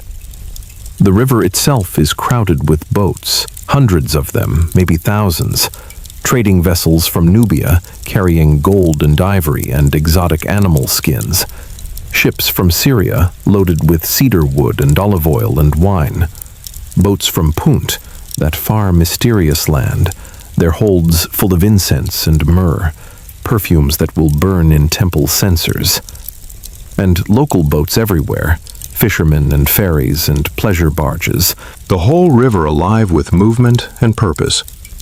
You dock at one of the stone quays, built solid and permanent, and step onto land that vibrates with energy. The streets are wider than anything you've seen, wide enough for chariot processions, paved with stone in the important areas. Buildings 3 and 4 stories tall line the avenues, something impossible in the old mud brick architecture, but possible now with more sophisticated construction. You walk toward the city center, and the crowd thickens. People from everywhere. Nubians with skin dark as ebony and elaborate jewelry. Syrians in colorful woven robes. Cretans with their distinctive dress and elaborate hairstyles. Libyans, Hittites. Even people from lands so distant you don't know their names. Their faces and clothes strange and exotic. This isn't just Egypt. This is the center of the known world, the place where all roads and rivers and trade routes converge. The market you pass is overwhelming in its abundance. Stalls selling every kind of food imaginable. Not just the traditional Egyptian staples, but imported luxuries. Dates from Mesopotamia, pistachios from Persia, wine from Greece. Craftsmen selling jewelry of such delicacy it seems impossible. Gold worked into intricate designs, precious stones, lapis lazuli from Afghanistan, blue as the sky, carnelian, red as blood, turquoise, green as the Nile. Perfume merchants calling out, offering scents from a dozen lands, myrrh and frankincense and rare oils extracted from flowers that grow only in distant mountains. The smell is intoxicating, overwhelming, a mixture of incense and spices and humanity and wealth. And at the heart of Thebes, dominating not just physically, but spiritually, is the great temple complex of Karnak. You approach it with a sense of awe that makes your steps slow, that makes you feel small, but in a way that's somehow comforting, the way you feel under a night sky full of stars. The entrance pylon is massive, walls sloping inward, covered top to bottom with carved reliefs, showing the Pharaohs smiting enemies, making offerings to gods, maintaining Ma'at through force and piety. You pass through the gate and enter the first courtyard, It's enormous, big enough for thousands of people. Columns line the sides, and ahead you see another pylon, another gate, leading deeper into the sacred space. This temple has been added to by pharaoh after pharaoh, each one trying to outdo his predecessors, each adding courtyards and halls and shrines, so that the complex has grown over centuries into a stone forest, a labyrinth of sacred architecture. And then you enter the hypostyle hall, and your breath catches in your throat. 134 columns rise around you, each one massive beyond comprehension. The central columns, the largest, are over 20 meters tall, and so thick around that it would take 6 men with arms outstretched to encircle one. They're carved to look like papyrus plants. The capitals at the top shaped like papyrus flowers, open to the sky, as if the whole hall is a stone garden, a petrified marsh of the sacred plants. Every surface is covered with hieroglyphs and images, cartouches of kings, gods receiving offerings, scenes of ritual and ceremony. And much of it is still painted, bright colors that, in the dim light filtering through clerestory windows, seem to glow with their own inner radiance. Deep blues and brilliant reds and gleaming golds. The effect is overwhelming, intentionally so. This isn't just architecture. This is theology made manifest. This is the idea that the pharaoh stands between earth and heaven, that he maintains cosmic order, that through him the gods bless Egypt. You stand among those towering columns, looking up into the shadows, where the ceiling disappears into darkness, and you feel it. Not just the physical weight of millions of tons of stone above you, but something else. A presence. A sense that this place is threshold. That here the boundary between mortal and divine grows thin. That here, if anywhere on earth, you might encounter the sacred directly. And here's where we need to talk about one of the most remarkable pharaohs of this golden age. Someone who broke all the rules and yet succeeded magnificently. Hatshepsut. A woman who became pharaoh, who took a title that had always been reserved for men, and made it her own. Imagine living in Thebes during her reign. At first, she's just the regent for her young stepson, Thutmose III. His father, her husband, has died, and the boy is too young to rule, so Hatshepsut, as royal widow and aunt, steps in to manage the kingdom until he comes of age. This is acceptable, traditional even. Royal women have served as regents before. But then something changes. You start seeing Hatshepsut at official ceremonies, standing where the pharaoh should stand. At first, she wears the traditional dress of royal women, a long straight gown of fine white linen. But then, gradually, her appearance changes. She begins wearing the short kilt of kings, then the royal regalia, the crook and flail, then the double crown of Upper and Lower Egypt, and finally the false beard, that ceremonial symbol of pharaonic power that makes her look strange but unmistakably royal. People are shocked, confused, some outraged. A woman cannot be pharaoh. It's against Ma'at. It's against tradition. It's impossible. But Hatshepsut doesn't care what people say is impossible. She knows something they don't. Or perhaps she's willing to act on something they're too timid to attempt. She knows that power isn't about gender. It's about capability, intelligence, will. The ability to rule effectively and maintain Ma'at. And she has all of those in abundance. You see her at a public audience, and despite yourself, despite your ingrained assumptions about women and power, you're impressed. She sits on the throne with complete authority, listens to petitioners with patience and intelligence, makes decisions with wisdom and firmness. She speaks multiple languages, knows the law, understands economics and diplomacy. She's not pretending to be a man. She's proving that the qualities that make a good pharaoh aren't masculine or feminine. They're human, and she has them. And for over 20 years, Hatshepsut rules Egypt.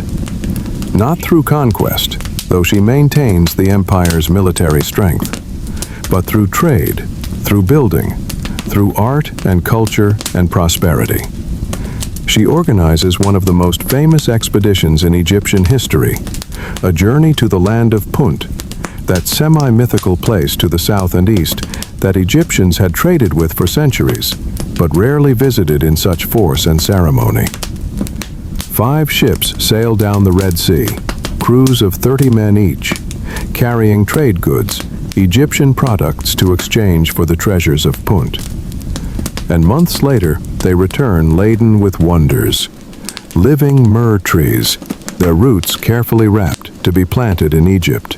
An almost unbelievable feat of ancient botany. Gold in quantities that make even wealthy Egyptians gasp. Ivory from elephant tusks. Ebony wood, black and dense and beautiful. Leopard skins. Live animals, baboons and exotic birds. Incense and myrrh in such quantities that Karnak's altars burn with sweet smoke for years. And Hatshepsut, proud of this achievement, this proof that Egypt's reach extends across seas and deserts, orders the entire expedition carved on the walls of her mortuary temple at Deir el-Bahari. Walk with me there now, to the western bank of the Nile, where the dead are buried, where temples for the deceased pharaohs stand. Deir el-Bahari sits against the cliff face, the Theban mountain rising sheer behind it. But you'd never know there was a temple there from a distance. Hatshepsut's architect, a man named Senenmut, designed it to emerge from the landscape itself, to be part of the mountain rather than separate from it. You approach from the desert, walking through what was once a garden. Date palms and sycamore trees and pools reflecting the sky. And then you see it. Terraces rising in 3 levels against the cliff, connected by long ramps. Colonnades of square pillars, the whole thing painted in brilliant white limestone so it seems to glow against the red-brown rock. You climb the first ramp, your sandals quiet on the stone. The terraces provide shade, relief from the sun. And as you walk along the colonnade, you see the walls covered with carved reliefs. Here's the expedition to Punt, every detail recorded. The ships under sail, the Egyptian envoys being greeted by the chief of Punt and his remarkably obese wife, portrayed with a realism that's almost comical. The exotic goods being loaded, myrrh trees in pots. And interspersed with the trading scenes are religious scenes. Hatshepsut making offerings to the gods blessing her reign, the theological justification for her rule carved in eternal stone. You climb to the second terrace, and the reliefs here show her divine birth. The god Amun-Ra taking the form of her father, visiting her mother. The conception that makes Hatshepsut not just human, but partially divine, giving her every right to rule. It's propaganda, certainly, but it's also beautiful. The story told with art and skill that makes it believable, or at least makes you understand why people believed it. The third terrace, the highest, leads to the sanctuary cut into the living rock of the mountain. Here, in darkness lit only by lamps, the cult of Hatshepsut continues. Priests making offerings, maintaining the connection between the dead pharaoh and the gods she served. This temple is her legacy, her argument in stone. I was pharaoh, it says. I ruled well. I brought prosperity. I maintained Ma'at. And gender is irrelevant when judged against these truths. But then Hatshepsut dies, and Thutmose III, her stepson, who she overshadowed for 2 decades, finally rules alone, and he proves to be very different from his aunt. Where she built, he conquers. Where she traded, he takes by force. Over the next 30 years, Thutmose conducts 17 military campaigns, sweeping north into Syria and Palestine, crushing any resistance, expanding the Egyptian empire to its greatest extent ever. From the fourth cataract of the Nile in Nubia to the Euphrates River in Mesopotamia, all of it acknowledges Egyptian sovereignty, sends tribute, fears Egyptian wrath. Historians sometimes call him the Napoleon of ancient Egypt, a military genius who never lost a battle, who revolutionized chariot warfare, who turned Egypt from a regional power into a superpower. You stand in the throne room at Thebes when the tribute from conquered nations arrives. It's a carefully orchestrated display of Egypt's power and reach. First come the Nubians, their princes leading the procession, carrying gold dust in leather bags, leading giraffes and elephants, exotic animals that make the crowd gasp and point. Then the Syrians, bearing elaborate vessels of silver and bronze, cedar logs on their shoulders, fine woven textiles dyed with precious purple. Then delegations from a dozen other lands, each bringing the best their country produces, each prostrating before the pharaoh, acknowledging his supremacy. The wealth flowing into Egypt is staggering, unprecedented, and Thutmose uses it wisely, building, supporting artists and craftsmen, commissioning texts, endowing temples.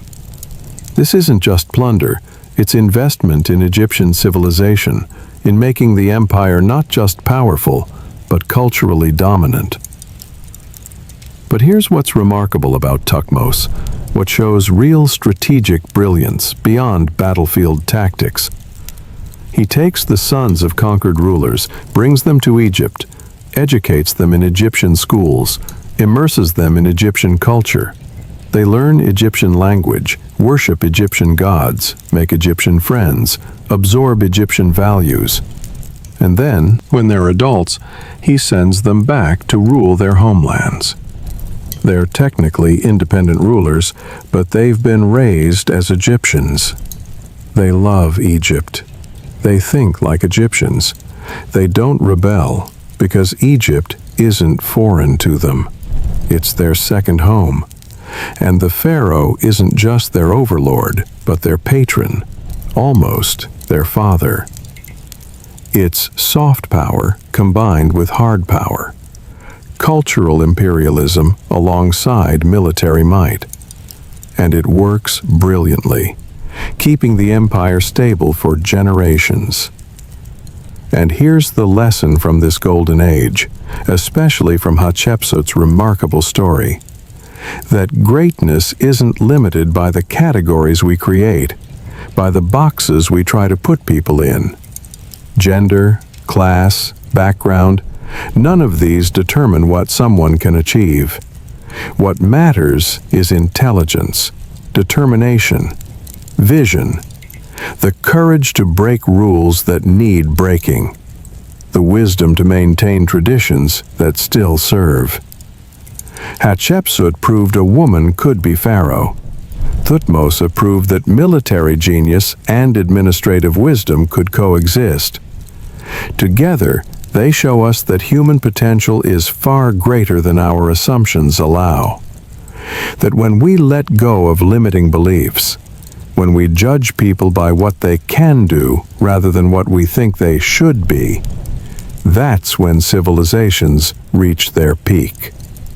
If you want me to continue telling you about the other magnificent pharaohs of this golden age, about Ramesses the Great and his monumental legacy, about the slow decline that follows every peak, about the final queen and the end of it all, write the word "continue" down below, because the story isn't over. The greatest heights are still to come, and so is the most poignant fall. and all of it has lessons for us, echoes that reach across time to touch our lives today. Chapter 8. New Kingdom, Ramesses Era.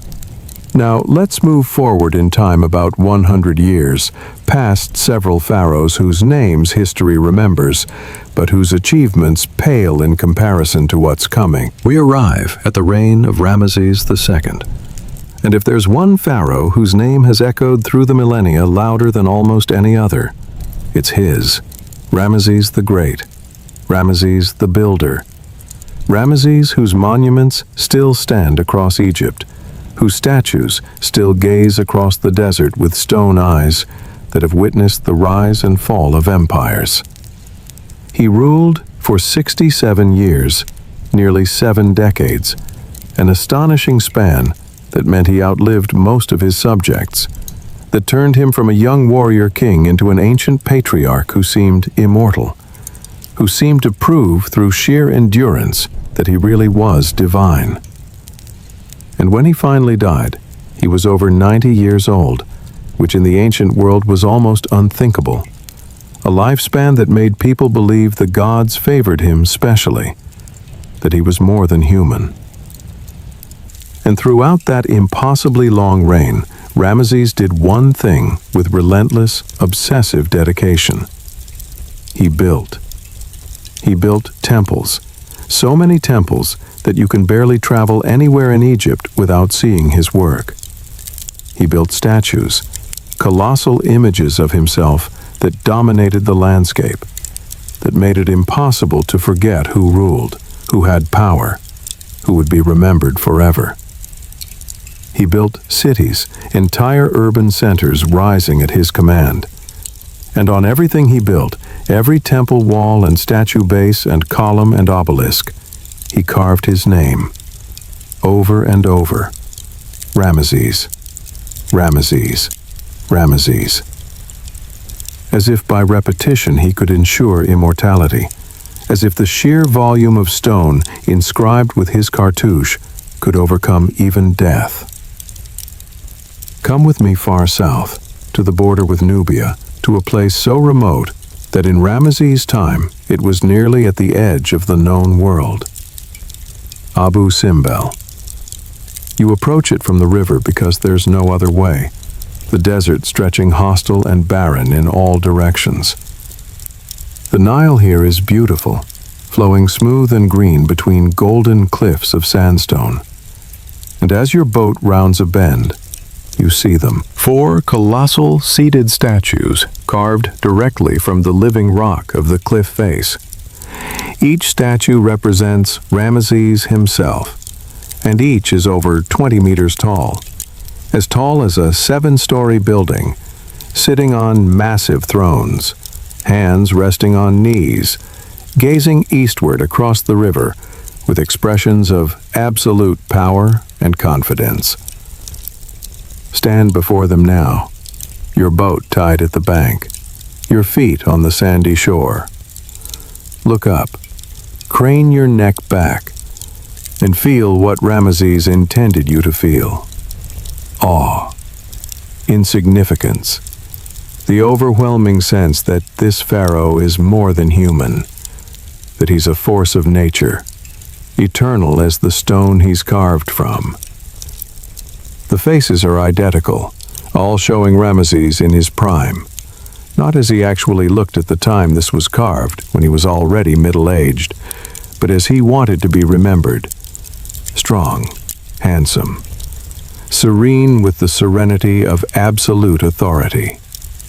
Each statue wears the double crown of Upper and Lower Egypt. Each has the false beard of divinity. And between and beside the colossal figures are smaller statues, members of Ramesses' family, his wife Nefertari, his mother, his children, all dwarfed by his image, their size relative to his, making clear the hierarchy. Who matters most? Who dominates this landscape and this age?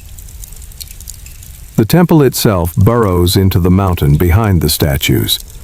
You walk between the colossal legs, through the entrance, and enter a hall carved from solid rock. The ceiling is supported by 8 massive columns, and each column is fronted by another statue of Ramesses. These ones showing him as Osiris, god of the dead, arms crossed holding the crook and flail, already divine, already immortal. The walls are covered with reliefs showing his military triumphs, especially the Battle of Kadesh, which we'll come to in a moment. And you walk deeper into the mountain, through a second hall, smaller, more intimate, and finally into the sanctuary, the Holy of Holies, at the very back of the temple. Here, carved from the rock, are 4 seated figures, 3 gods, Ptah and Amun-Ra and Ra-Horakhti, the great deities of Egypt. And beside them, equal to them, sitting as one of them, is Ramses himself. Not just favored by the gods, not just their representative on earth, but one of them, divine in his own right. And here's the most remarkable thing: the detail that shows the sophistication of Ramses' architects and astronomers. Twice a year, on February 22nd and October 22nd, which may have been Ramses' birthday and coronation day, the rising sun shines directly through the temple entrance, down the 60-meter corridor, and illuminates these 4 statues in the sanctuary. For a few minutes, golden light floods over the divine figures, and Ramses glows as if lit from within, as if the sun god himself is acknowledging his divine son. It's a feat of astronomical calculation and architectural precision that still impresses modern engineers. It's theater and religion and propaganda all combined into something that takes your breath away. You emerge from the temple, blinking in the bright sunlight, and you understand what Ramses wanted you to understand: that he's eternal. That even here, at the edge of civilization, his power reaches, his presence dominates. That you cannot escape him, cannot forget him, cannot help but acknowledge his supremacy. But Ramses wasn't just a builder, he was also a warrior, or at least he wanted everyone to think he was. His most famous military engagement was the Battle of Kadesh, fought against the Hittites, a powerful empire from Anatolia, modern Turkey. And if you believe the accounts Ramses had carved on temple walls all over Egypt, Kadesh was the greatest military triumph in history. The story Ramses tells is dramatic. His army, marching north into Syria, is ambushed by Hittite forces. His divisions scatter in panic. He's left alone, abandoned by his troops, surrounded by thousands of enemy soldiers. And in that moment of supreme crisis, he prays to Amun-Ra, and the god answers. Divine strength flows into Ramses. He charges into the enemy alone in his chariot, shooting arrows with such speed and accuracy that they seem to come from multiple archers. He strikes down enemies by the hundreds. His horses, also filled with divine power, trample the Hittites. And eventually, the sheer magnificence of his fighting causes the enemy to break and flee. Egypt is victorious. Ramses is glorious. The gods have proven their favor.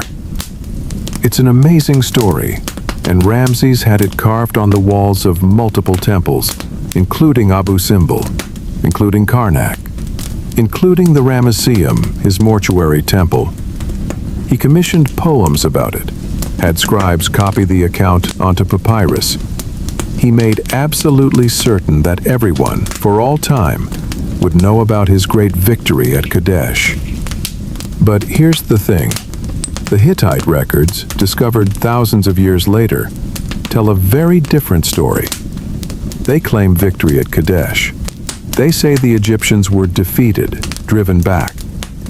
And modern historians, looking at what happened after the battle, tend to think the Hittites are closer to the truth.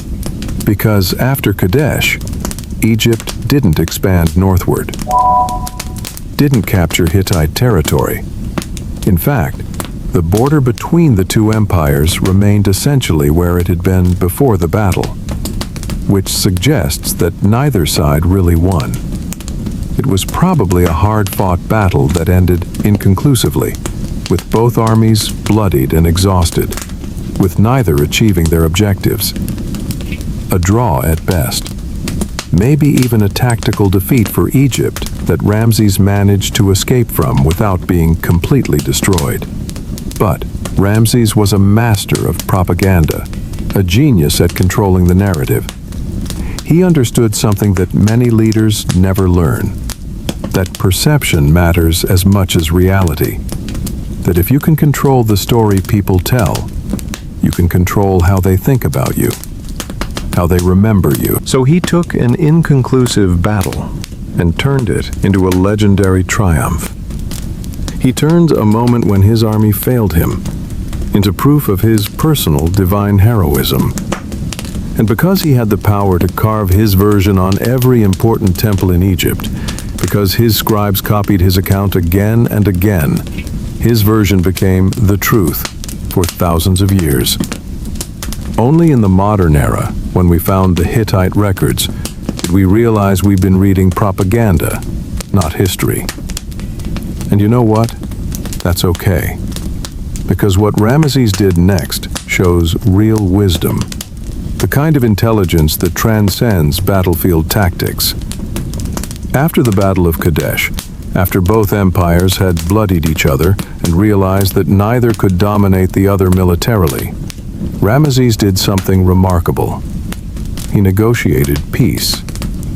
He sat down with the Hittite king, and they hammered out one of the first peace treaties in recorded history, a formal agreement between two great powers to stop fighting, to respect each other's borders, to defend each other against common enemies, and to seal the treaty, to make it personal and binding.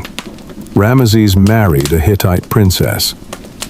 She traveled south with great ceremony, bringing gifts, bringing her own retinue, coming to join Ramesses' already enormous family. It was a political marriage, certainly. She was a bargaining chip, a living seal on a diplomatic agreement. But it worked. For decades after, Egypt and the Hittite Empire lived in peace. Merchants traded safely across the border. Diplomatic correspondence flowed back and forth. The two empires that had been bitter enemies became allies of a sort, partners in maintaining order in the Near East. And that, more than any battlefield triumph, shows true statecraft. Sometimes, the greatest victory is knowing when to stop fighting. Sometimes wisdom is recognizing that not every conflict needs a winner and loser, that peace and mutual respect can serve both sides better than endless war. You're in Thebes, in the great palace, when the Hittite princess arrives for her wedding to Ramses. The city has been decorated for days. Every street has been swept clean. Banners fly from rooftops. Crowds line the avenue from the river to the palace. Everyone wanting to see this exotic foreign bride, this living symbol of peace. She processes slowly, carried in an elaborate litter, her face painted in Hittite style, her dress foreign and fascinating. Ramses greets her with full ceremony, treating her with respect, showing everyone that this alliance matters, that Egypt honors its agreements. The feast that follows lasts for days. Egyptian and Hittite nobles mixing, sharing food and wine, telling stories, building personal connections that will help maintain the peace. And somewhere in all the ceremony and celebration, a new era is being born. An era where Egypt's strength isn't just in conquest, but in diplomacy, in trade, in cultural exchange. But even the mighty Ramses, even the king who seemed to cheat death by living so long, eventually had to die. When he finally passed at over 90 years old, the Egypt he left was different from the one he'd inherited. Wealthier, certainly, with more monuments, more temples, more stone proclamations of pharaonic glory. But also, in some ways, weaker. Because he'd ruled so long that whole generations had known no other pharaoh. When he died, the stability died with him. His son, Merneptah, already an old man himself, took the throne and tried to hold things together. But the world was changing. New threats were emerging. The sea peoples, mysterious raiders from somewhere in the Mediterranean, were destroying civilizations. The Hittite Empire, Egypt's old enemy turned ally, was collapsing under their assault. And Egypt, prosperous but stretched thin, maintaining a vast empire on the wealth Ramses had accumulated, began to feel the strain. You're a farmer in the late Ramses period, in the years just before or just after his death. Life has been good, mostly. The Nile floods reliably. The empire brings wealth. There's peace. But you've noticed things. The tax collectors come more often, demand more. The great building projects need workers, and your sons are conscripted for months at a time. You look across the river at the massive temple Ramses is building. The Ramseum, with its colossal statue of the king that's bigger than anything ever made. And you think, yes, it's impressive. Yes, it will last forever. But who is it really for? Not for us. Not for the people who grow the grain and raise the children and keep Egypt running. It's for him. For his glory. For his name to echo through eternity. And you wonder, is this what greatness means? Is this what we should be building? The decades after Ramses see Egypt begin a slow decline. Not a sudden collapse like the first intermediate period, but a gradual weakening, like a strong man growing old, losing strength, bit by bit. Pharaohs after Ramses are less capable. Some are corrupt, some are incompetent. The empire begins losing territories. First, the distant provinces in Syria, then Palestine, then even parts of Nubia. The wealth flowing into Egypt decreases. The government has less to distribute, less to pay the army, less to fund the temples.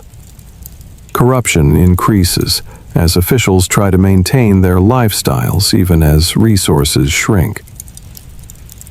And ordinary Egyptians, the farmers and craftsmen and workers, they bear the burden. Higher taxes, more forced labor, less stability, less hope that tomorrow will be better than today. This is the slow sunset of the new kingdom, the long twilight after the brilliant noon of Ramses' reign. And here's the lesson that Ramses and his legacy teach us: that greatness is complicated, that it can be simultaneously admirable and troubling. Ramses built monuments that still inspire awe 4,000 years. His name is immortal. He achieved what he set out to achieve. But at what cost? The resources poured into his monuments, the generations of workers conscripted to carve his images, the emphasis on his personal glory rather than the kingdom's long-term stability. Maybe, if Egypt had invested differently, built infrastructure instead of temples, strengthened the army instead of carving statues, stored grain against hard times instead of covering walls with gold. Maybe the decline could have been prevented or delayed. Or maybe not. Maybe every civilization reaches a peak and then must decline. Maybe the very things that make a nation great in one era become burdens in another. Maybe Ramesses, by ruling so long, by becoming so identified with Egypt itself, made it harder for the nation to adapt when times changed. We can't know. We can only observe and wonder and learn what we can. If you're feeling something shift inside you, if you're thinking about your own life and what you're building and what will last and what matters, if you're wondering about the difference between success and significance, between achievement and wisdom, share how you feel. Comment below. Tell me what this story stirs in you. Because these aren't just ancient tales. They're mirrors. They show us ourselves, our choices, our values, what we chase, and what we might be missing. And in that reflection, if we're brave enough to really look, we might find something important. We might find a better path than the one Ramesses walked, mighty as it was. Chapter 9. Final Era. Cleopatra and the Fall. After Ramesses, after the slow sunset of the new kingdom, Egypt entered its long twilight, centuries of foreign domination, of being ruled by others, of being a prize fought over by distant empires, rather than an empire itself. First came the Assyrians, those fearsome warriors from Mesopotamia with their iron weapons and their reputation for ruthless efficiency, sweeping down from the north with an army that seemed unstoppable. They conquered Egypt in the 7th century before the Common Era, their soldiers marching through streets that had known only Egyptian rulers for 2,000 years. Imagine being in Memphis or Thebes when the Assyrian army approaches. When you hear the rumors of cities to the north falling, of resistance crushed with terrible efficiency, of kings executed and populations enslaved. You see the Assyrian banners appearing on the horizon, strange symbols from a foreign land, and you know that nothing will ever be the same. They don't stay long, the Assyrians. They're overextended, fighting on too many fronts, and eventually they withdraw, leaving Egypt to native rulers again, but changed, weakened, no longer quite believing in its own invincibility. Then come the Persians, builders of an empire that stretches from India to Greece, from the mountains of Afghanistan to the sands of Egypt. They're more systematic than the Assyrians, more interested in administration than simple conquest. They turn Egypt into a satrapy, a province of the Persian Empire, governed by Persian officials, paying tribute to the great king in distant Persepolis. For 2 centuries, Egypt is part of the Persian world, its wealth flowing east, its proud independence reduced to provincial status. You live through the Persian period, you and your ancestors for generations, and Egypt begins to feel like a memory. A story grandparents tell about when we were great, when we ruled ourselves, when the Pharaoh was Egyptian, and the gods smiled on this land. The temples still stand. The priests still perform the ancient rituals. The Nile still floods. But something essential is missing. The soul, perhaps. The certainty of identity. Then, like a thunderbolt from the west, comes Alexander. Alexander the Great, the young Macedonian king who's conquering the known world before he's 30 years old. He defeats the Persians in a series of brilliant battles, and suddenly he's at Egypt's border, with an army that seems invincible.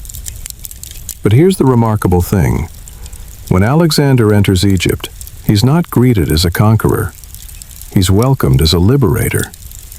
The Egyptians are so tired of Persian rule, so eager to be free of foreign dominance, that they embrace this new foreign ruler, this Greek-speaking king from the cold northern lands. The priests at Memphis crown him pharaoh with all the ancient ceremony. They recognize him as the son of Amun-Ra. They give him divine legitimacy. And Alexander, shrewd politician that he is, plays along. He wears the double crown. He makes offerings at the temples. He respects Egyptian religion and customs. And then, in a stroke of genius, he founds a new city on the Mediterranean coast, at a place where the Nile Delta meets the sea. He names it after himself, Alexandria. But Alexander doesn't stay. He never stays anywhere long. He's always chasing the next horizon, the next conquest. He marches east, conquers Persia, pushes all the way to India, and then, at 33, still young and seemingly invincible, he dies. Fever, some say. Poison, others whisper. The cause doesn't matter as much as the consequence. His vast empire, held together only by his personal charisma and military genius, immediately begins tearing itself apart. His generals, the men who commanded his armies, who knew only war and ambition, start fighting over the pieces. And one of them, a Macedonian named Ptolemy, one of Alexander's closest companions, seizes Egypt. He doesn't just occupy it, he makes it his. He declares himself pharaoh, founds a dynasty, the Ptolemaic dynasty. And here begins one of the strangest periods in Egyptian history. For 300 years, for 3 centuries, Egypt is ruled by pharaohs who aren't Egyptian. They speak Greek, not Egyptian. They worship Greek gods alongside Egyptian ones. They live like Greeks, think like Greeks, organize their government like a Greek kingdom. But they're also smart enough to understand that they need Egyptian support, Egyptian acceptance. So they build temples to Egyptian gods, temples as magnificent as anything the old pharaohs built. They have themselves depicted in traditional Egyptian art, wearing the double crown, making offerings to Amun-Ra and Osiris and Isis. They try to blend 2 worlds, Greek and Egyptian, foreign and native, into something new. And for a while, for a golden century or 2, it works spectacularly. Because while the Ptolemies might be Greek, while they might be foreign, they make Egypt great again in a new way. They make Alexandria, Alexander's city, into perhaps the greatest city in the world. Walk with me into Alexandria in its prime, around 100 years before the Common Era. You arrive by ship, because Alexandria is fundamentally a port city, turned toward the Mediterranean rather than the Nile, connected to the wider world of Greece and Rome and Carthage, rather than to Upper Egypt and Nubia. As your ship approaches, you see the Pharaohs, the great lighthouse, one of the 7 wonders of the world. It rises over 100 meters into the sky, taller than any pyramid. A tower of white limestone topped with a mirror that reflects sunlight by day and a great fire by night, guiding ships from 50 kilometers away. It's a statement. We are here. We are civilized. We are the light that guides the world. You dock at one of the many harbors, the water crowded with ships from everywhere. Roman grain ships and Greek traders and Phoenician merchants, and vessels from lands so distant you don't know their names. The city that greets you is nothing like Thebes or Memphis. This is a Greek city, a planned city, laid out on a grid with wide avenues intersecting at right angles, not the organic maze of traditional Egyptian cities. The buildings are Greek in style, columns and pediments and marble, but on a scale and with a richness that surpasses anything in Greece itself. You walk through the royal quarter, past palaces of stunning beauty, their walls covered in marble, their gardens full of exotic plants from across the world.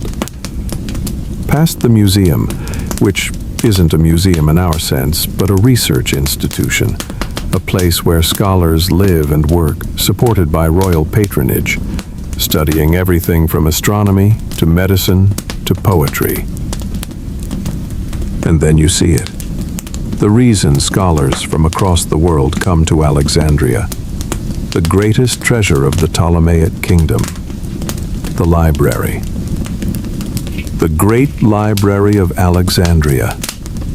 It's not one building but a complex, halls and rooms and courtyards filled with scrolls, hundreds of thousands of them, maybe even reaching toward 1 million.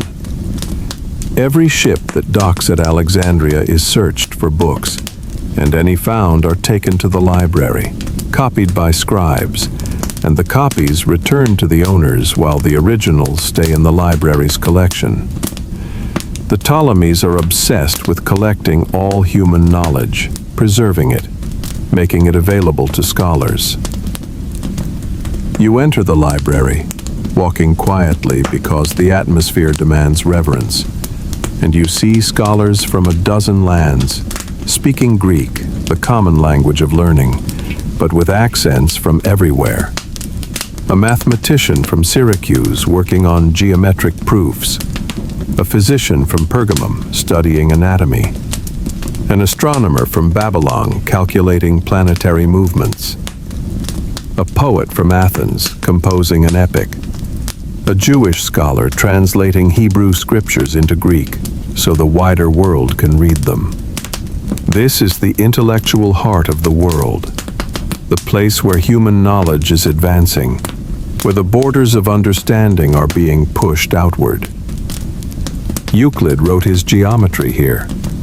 Eratosthenes calculated the Earth's circumference here with stunning accuracy.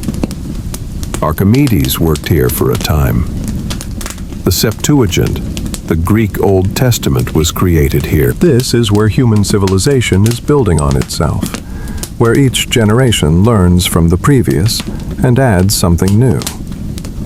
But all golden ages end. The Ptolemaic dynasty, despite its brilliance, despite the magnificence of Alexandria, begins to weaken.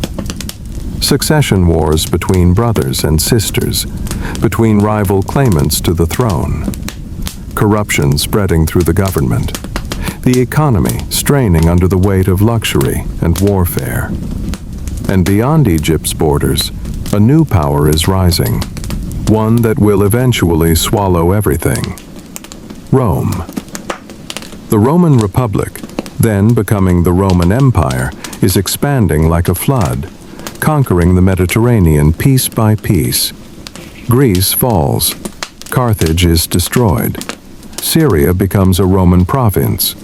And Egypt, wealthy Egypt, with its grain that could feed the world, with its gold, with its strategic position. Egypt is too valuable, too tempting for Rome to ignore. And this is when the last pharaoh enters the story, the woman whose name has echoed through history, wrapped in legend and romance and tragedy. Cleopatra VII. Stand in the palace at Alexandria and see her, not as Hollywood imagines her, not as the perfect beauty of myth, but as the ancient sources and coins and statues show her. She's not classically beautiful, not really. Her nose is prominent, aquiline, strong. Her chin is firm, perhaps a bit heavy. But she has something that transcends physical beauty: intelligence, charisma, a force of personality that makes you unable to look away. She speaks 9 languages fluently: Egyptian, which none of her Ptolemaic ancestors bothered to learn properly; Greek, of course; Latin, Aramaic, Hebrew, the languages of power and learning. She's studied philosophy, mathematics, astronomy. She understands politics with a shrewdness that most men can't match. And she understands with complete clarity that Egypt alone cannot survive, that Rome is too powerful, that her only chance, Egypt's only chance, is to ally with Rome, to bind themselves to Roman power so tightly that destroying Egypt would hurt Rome too. So, she sets out to seduce the most powerful man in the world. Not with her body primarily, though that's part of it, but with her mind, her charm, her ability to make powerful men feel understood and appreciated and brilliant in her presence. Julius Caesar, the conqueror of Gaul, the man who crossed the Rubicon and plunged Rome into civil war, comes to Alexandria chasing his rival Pompey. Cleopatra needs him, needs his support to hold her throne against her brother husband, who's trying to depose her. The famous story, perhaps true or perhaps legend polished by time, says she had herself rolled in a carpet and smuggled into Caesar's quarters. And when the carpet was unrolled, she stepped out, and Caesar, expecting perhaps an assassin or a gift or a petition, instead found himself face to face with the young queen. Imagine that moment. Caesar, middle-aged, powerful, cynical, having seen everything the world has to offer. And Cleopatra, young, desperate, brilliant, knowing this is her one chance. They talk through the night, not about politics at first, about philosophy, about history, about poetry and mathematics, and the nature of power. She makes him laugh. She makes him think. She makes him see her not as a client queen begging for help, but as an equal, a partner, someone worthy of him. And by dawn, he's in love, or at least, he's committed. He restores her to the throne, defeats her brother's forces, stays in Egypt for months. They cruise the Nile together. They have a son, Caesarion, Little Caesar. For a while, it seems like Cleopatra has achieved the impossible, has bound Egypt's fate to Rome's most powerful man. But then Caesar is assassinated, stabbed to death in the Roman Senate by men who fear he wants to be king, who see his alliance with an Eastern queen as a betrayal of Roman values. And Cleopatra, alone again, her great ally dead, has to find another. She turns to Mark Antony, one of Caesar's successors, one of the triumvirate ruling Rome after Caesar's death. And this time, it's not just political. This time, there's real love. Or something like it. Antony is different from Caesar, less calculating, more emotional, more prone to grand gestures and passionate commitments. He's fascinated by the East, by Egypt's wealth and culture and ancient mystique.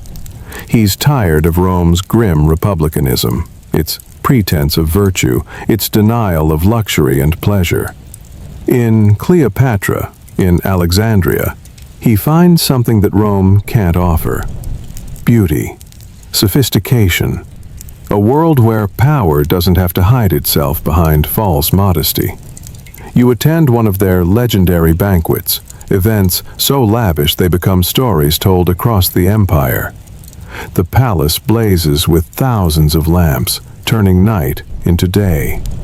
The tables overflow with delicacies from across the world: peacocks from India, flamingos from Africa, fish from the Atlantic, fruits from gardens so distant it takes months to transport them. Musicians play instruments you've never seen. Dancers perform with impossible grace.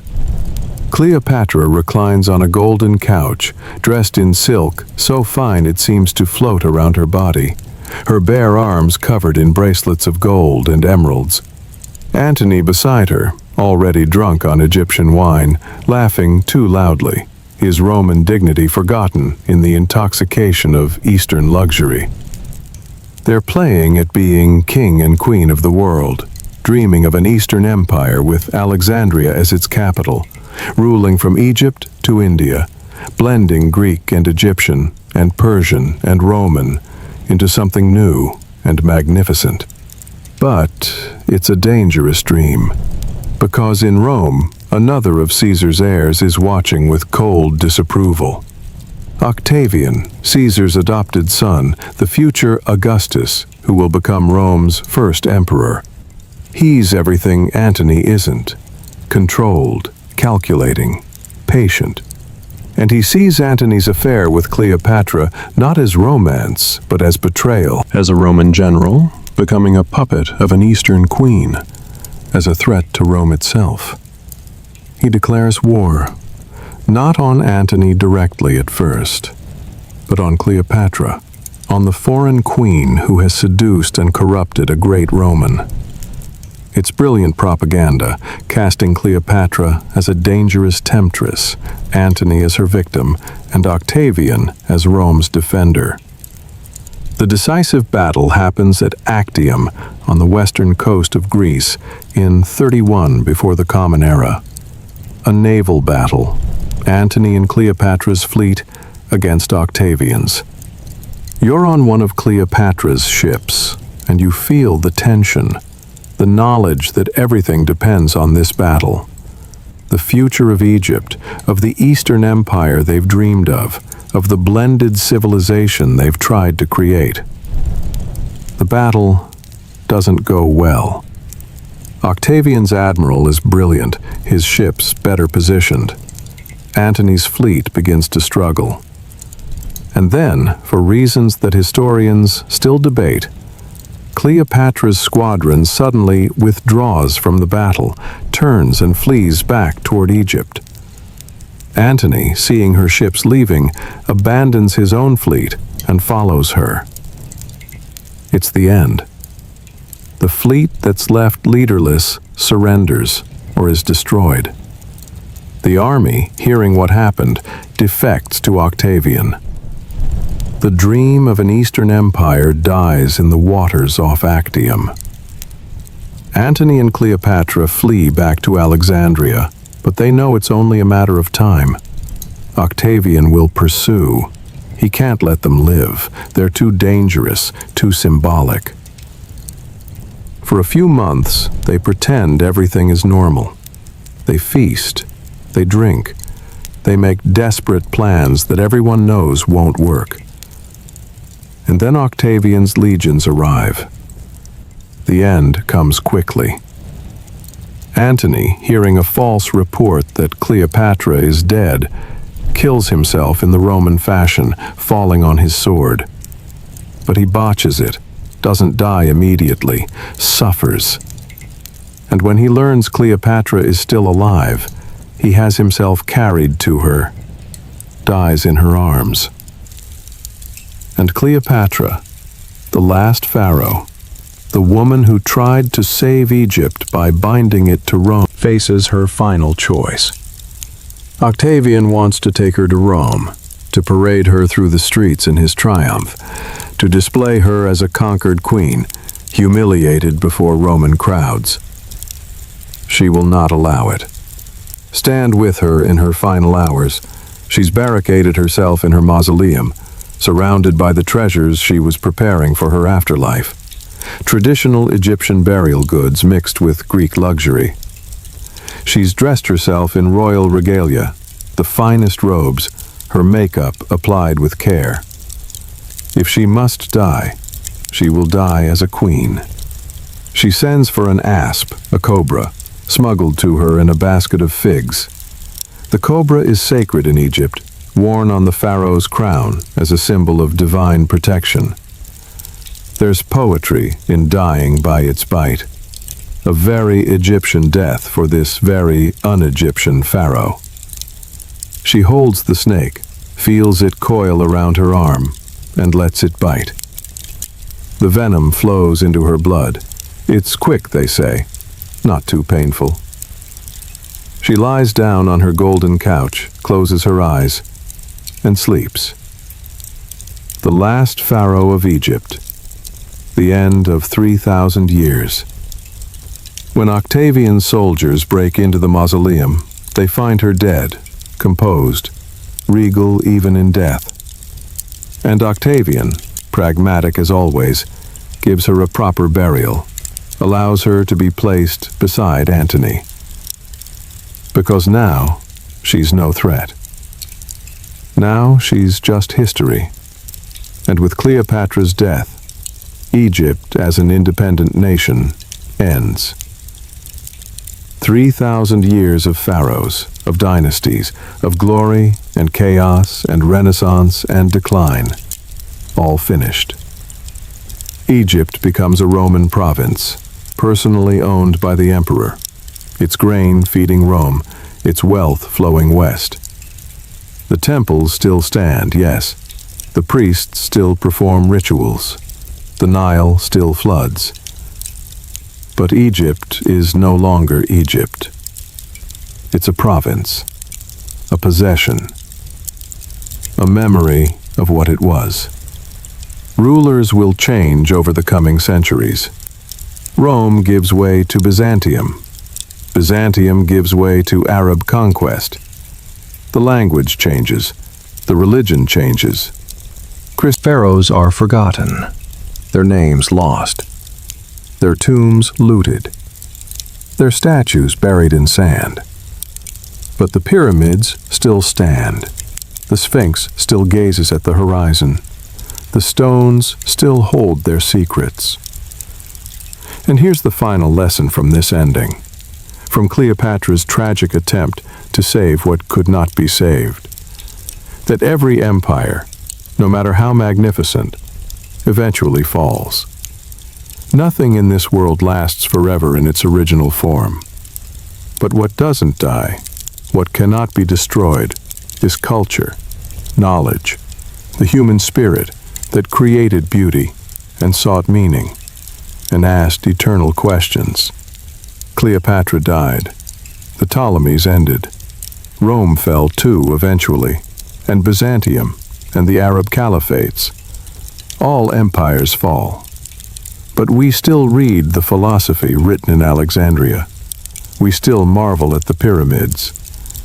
We still study hieroglyphs and uncover their meanings. We still learn from Egypt's long, strange, magnificent history. The political power is gone, but the soul remains. The legacy endures. And that, perhaps, is the only immortality worth having. Conclusion: the great reward. And now, we've walked the long path of 3,000 years together. From those first farmers beside the Nile, with mud between their toes and hope in their hearts. Through the mysterious pyramids that may hold secrets older than we know. Through chaos that taught resilience, and rebirth that taught wisdom. Through golden empires and the final queen's last breath. And you might be wondering now, that question I whispered at the very beginning of this journey. Why did a civilization that endured 3 millennia, that built wonders still standing, that once made the world tremble, choose to vanish, not in thunder, but in silence? Here's the secret, the answer that's been waiting for you all along. Egypt didn't vanish. It never did. It simply transformed. The way water transforms but never disappears. The way it flows from river to cloud to rain and back to river again. Forever cycling, forever changing form but never truly gone. Ancient Egypt poured its entire soul into things that transcend time, into stone that weathers millennia, into ideas that human minds still grasp and wonder at, into questions carved so deep that we're still trying to answer them. They didn't need to shout. They didn't need a final, desperate stand, a last battle, a dramatic ending. They knew something we often forget, that true immortality doesn't come from refusing to die. It comes from creating things so beautiful, so meaningful, so true, that they cannot be forgotten. This is the lesson of karma, of cause and effect, written in stone and sand and the patient flow of the Nile. What you build with intention, what you create with soul, what you offer with love, these things outlive you. They ripple forward through time, touching people you'll never meet, in ages you cannot imagine. Egypt planted seeds knowing they wouldn't see the harvest. They wrote knowing future eyes would read. They carved knowing future hands would touch the stone and wonder. They planted faith and reaped eternity. They planted knowledge and reaped reverence. They planted beauty and reaped immortal wonder. And now, think about your own life, your own time, your own struggles and hopes. We don't build pyramids anymore, not of stone, but we build towers of glass and steel. We don't carve hieroglyphs on temple walls, but we write on screens, creating words that might last forever in digital memory. And like those ancient Egyptians, we too seek immortality. We want to matter. We want to be remembered. We want our lives to mean something beyond the brief span of years we're given. But here's what Egypt teaches us, the gift they left waiting for us to discover.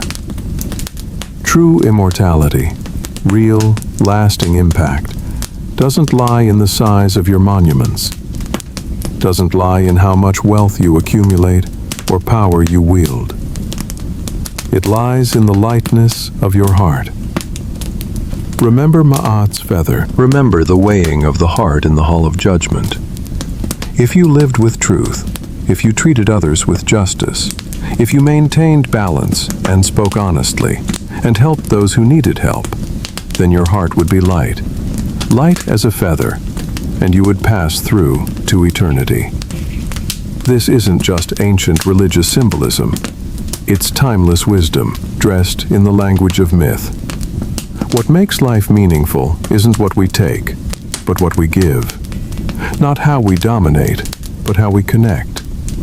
Not fame or monuments or wealth, but kindness and love, and the quiet courage to live well, to treat others as sacred, to recognize that every moment is a gift, and every person we meet is carrying their own weight, fighting their own battles, deserving of compassion. These things, the invisible things, the things that leave no monuments, these are what live forever. Because they live in hearts. They live in the changed lives of people we've touched. They live in the chain of kindness that extends forward through time. Each act of love enabling another, creating ripples that never end. Ancient Egyptians understood this deeply. That's why they spent so much care on death rites, on preserving the body, on writing spells and painting tombs. Not because they feared death, but because they loved life so much they couldn't bear for it to end. They wanted the connection to continue. They wanted love to transcend death. They wanted meaning to persist beyond the brief flash of individual existence. And 3,000 years later, we're still telling their stories, still learning from their wisdom, still standing in awe before what they created. And in that awe, in that wonder, they are not dead. They are alive in us, in our thoughts, in our inspiration, in the questions they make us ask about our own lives. So if tonight you feel more peaceful, if you understand that peace doesn't come from controlling everything, from building the biggest pyramid, or amassing the most gold, but from accepting the great cycles of existence, from knowing that everything changes and that's beautiful, from recognizing that what truly matters is how we love and how we're kind, and how we seek truth, even when lies would be easier. If you feel this settling into your bones like wisdom you always knew but had forgotten, then this journey has served its purpose. Our walk through ancient Egypt ends here, at the Nile's edge, under stars that watched the first pharaohs and the last queen, and every soul between. The wind blows gently across the water, carrying the scent of lotus flowers, carrying whispers from 3,000 years ago. And if you listen, really listen, beyond the sound of the modern world, you can hear what they're telling us. Don't fear endings. Don't fear change. Don't fear being forgotten. Live with a light heart. Speak truth. Do justice. Love fiercely. Give generously. Seek balance. And know that if you do these things, you will never truly die. You'll live in those you loved, in the lessons you taught, in the kindness you scattered like seeds. And that's the only immortality worth having. Sleep well tonight, fellow traveler, and may you dream of pyramids rising from desert sand, of the Nile flooding with its gift of life, of souls lighter than feathers floating toward stars. And when you wake, may you remember that you too are part of this eternal story, that you too are leaving echoes that will travel farther than you know. If you want to meet me again each night, to travel through other lost civilizations, to hear other whispers from the past, subscribe to this channel. Leave your thoughts below. Tell me where you're listening from. Tell me what touched you. Because we're not alone in this. We're walking together, across time, across space, toward understanding, toward peace, toward home. Good night. Until we meet again, under the same stars, beside the same eternal river, in the space where past and present touch and become one.